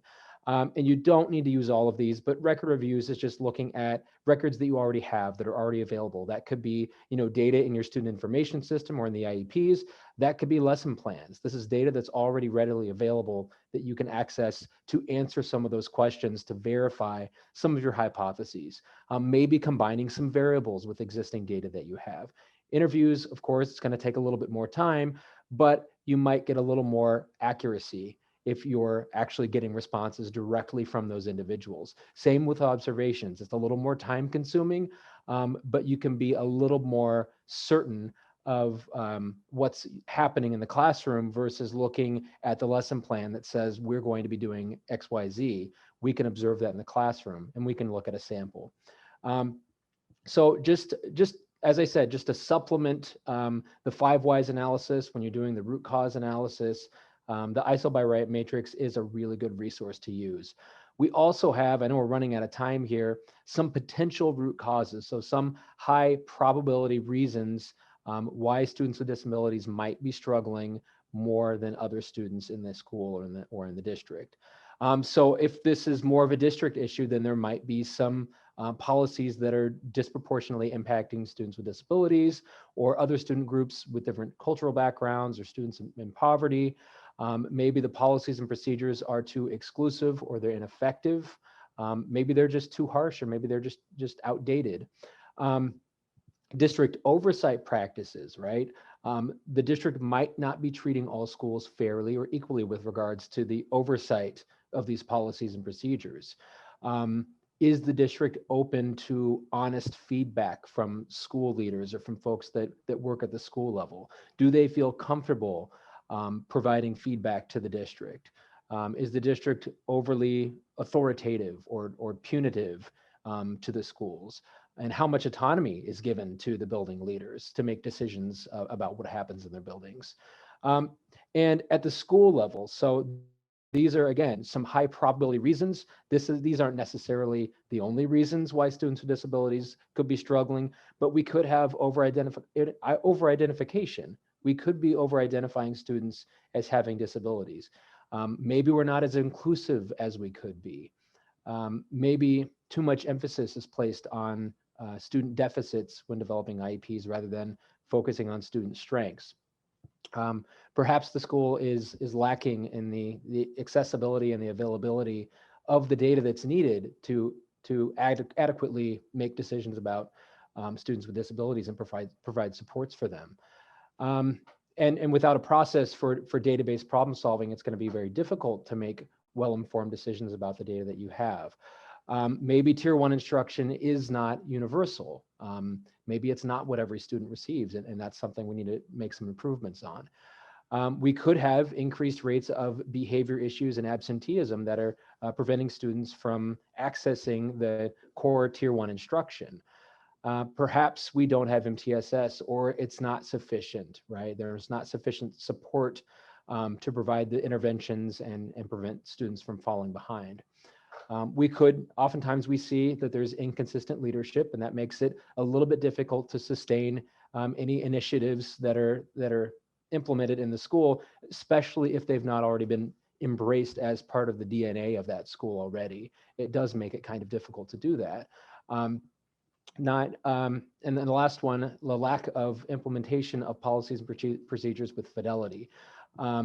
And a lot of times we do notice that ends up being a weak link. You know, we have these evidence-based practices that we're implementing in the school, but we're not actually assessing whether those things are being implemented with high fidelity. And if we don't have that as an assessment, and that's another data source we kind of left out early on, but that's a very important data source that's oftentimes missing, is assessing the fidelity of the implementation of any practice or any intervention, so that we can really determine, you know, if it's not working, is it because the intervention or the practice is not necessary, or it's not accurately applied to the situation or to the needs of the students, it's not a good match, or maybe it's just that it's not being implemented with high fidelity and we just didn't assess that. So 10 high probability reasons why students with disabilities could be struggling. It could be one of these 10, but this is certainly not an exhaustive list.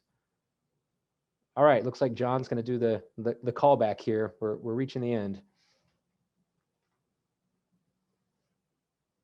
Oh, I think you're muted, Yep. John. Yeah, I am, of course.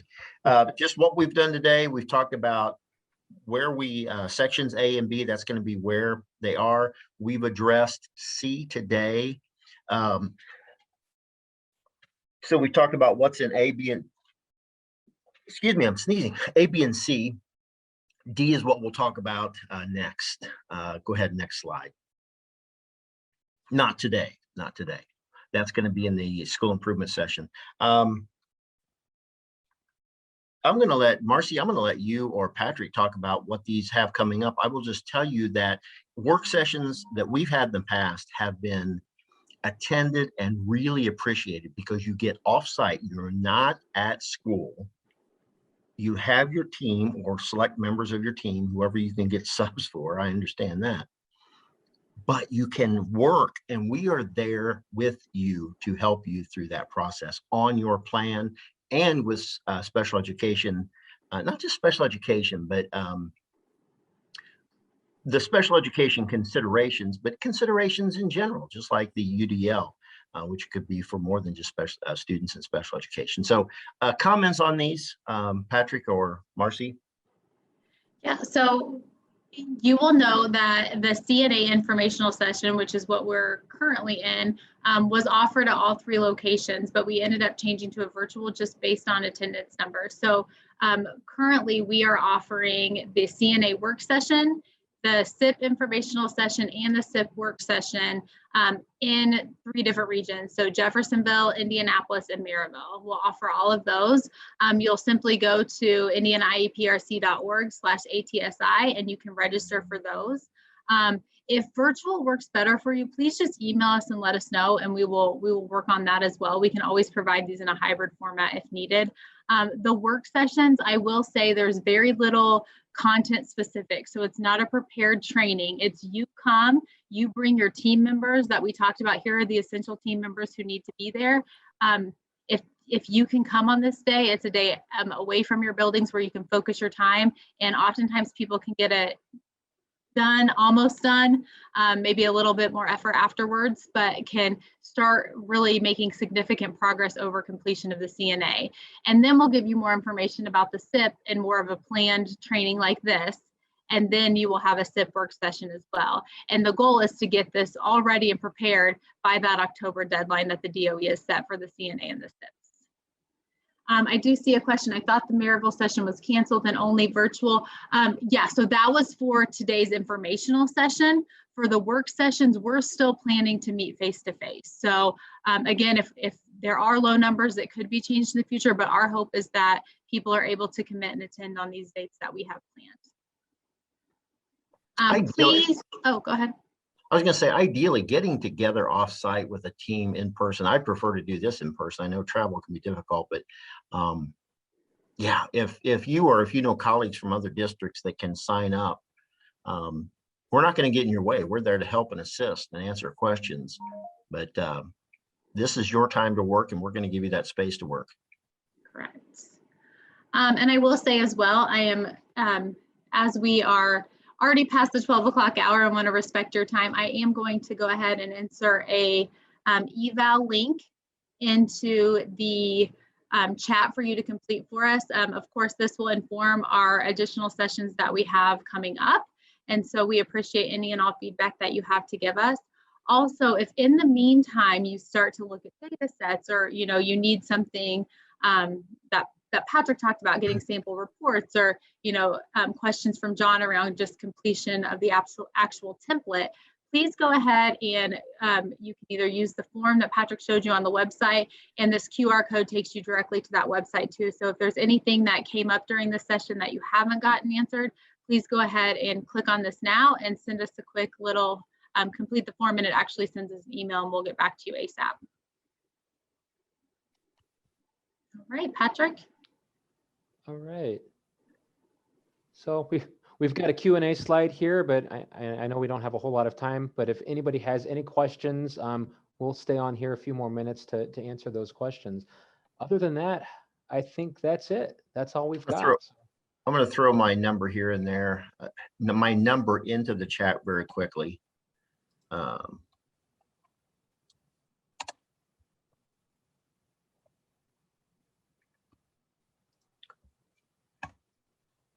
And that's my cell. So please contact me if I can help at all in any way. All right. Well, thank you for all. being here, folks. Wow. Your commitment's outstanding. It's a lot of content, but as we mentioned, we've got, the PowerPoint slides are in the Padlet, and we also have this session recorded. So we'll make sure this recording is available to you.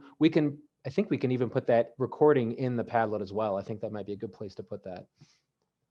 So thank you all. Thanks for sticking through the 2.5 hours. Hopefully this is going to be useful for you. Panelists, I know when Patrick and Marcee, I know when we put this together, the content kept growing, and I thought, oh my gosh, so I'm glad we've recorded it, because I would have to go back. I mean, yep, particular slides. It's a lot, and we got through it all, thankfully. We did. I was a little worried. with 80 Now, if slides. we were on site, we would have water at our tables and, you know, chocolate or something. I don't see any more questions rolling in, so Okay. everybody have a great day, and we will post that recording via email and to the Padlet. Give us a All few right. days. All right, thank you. Thanks, everybody. Thank you. Thank you. Bye.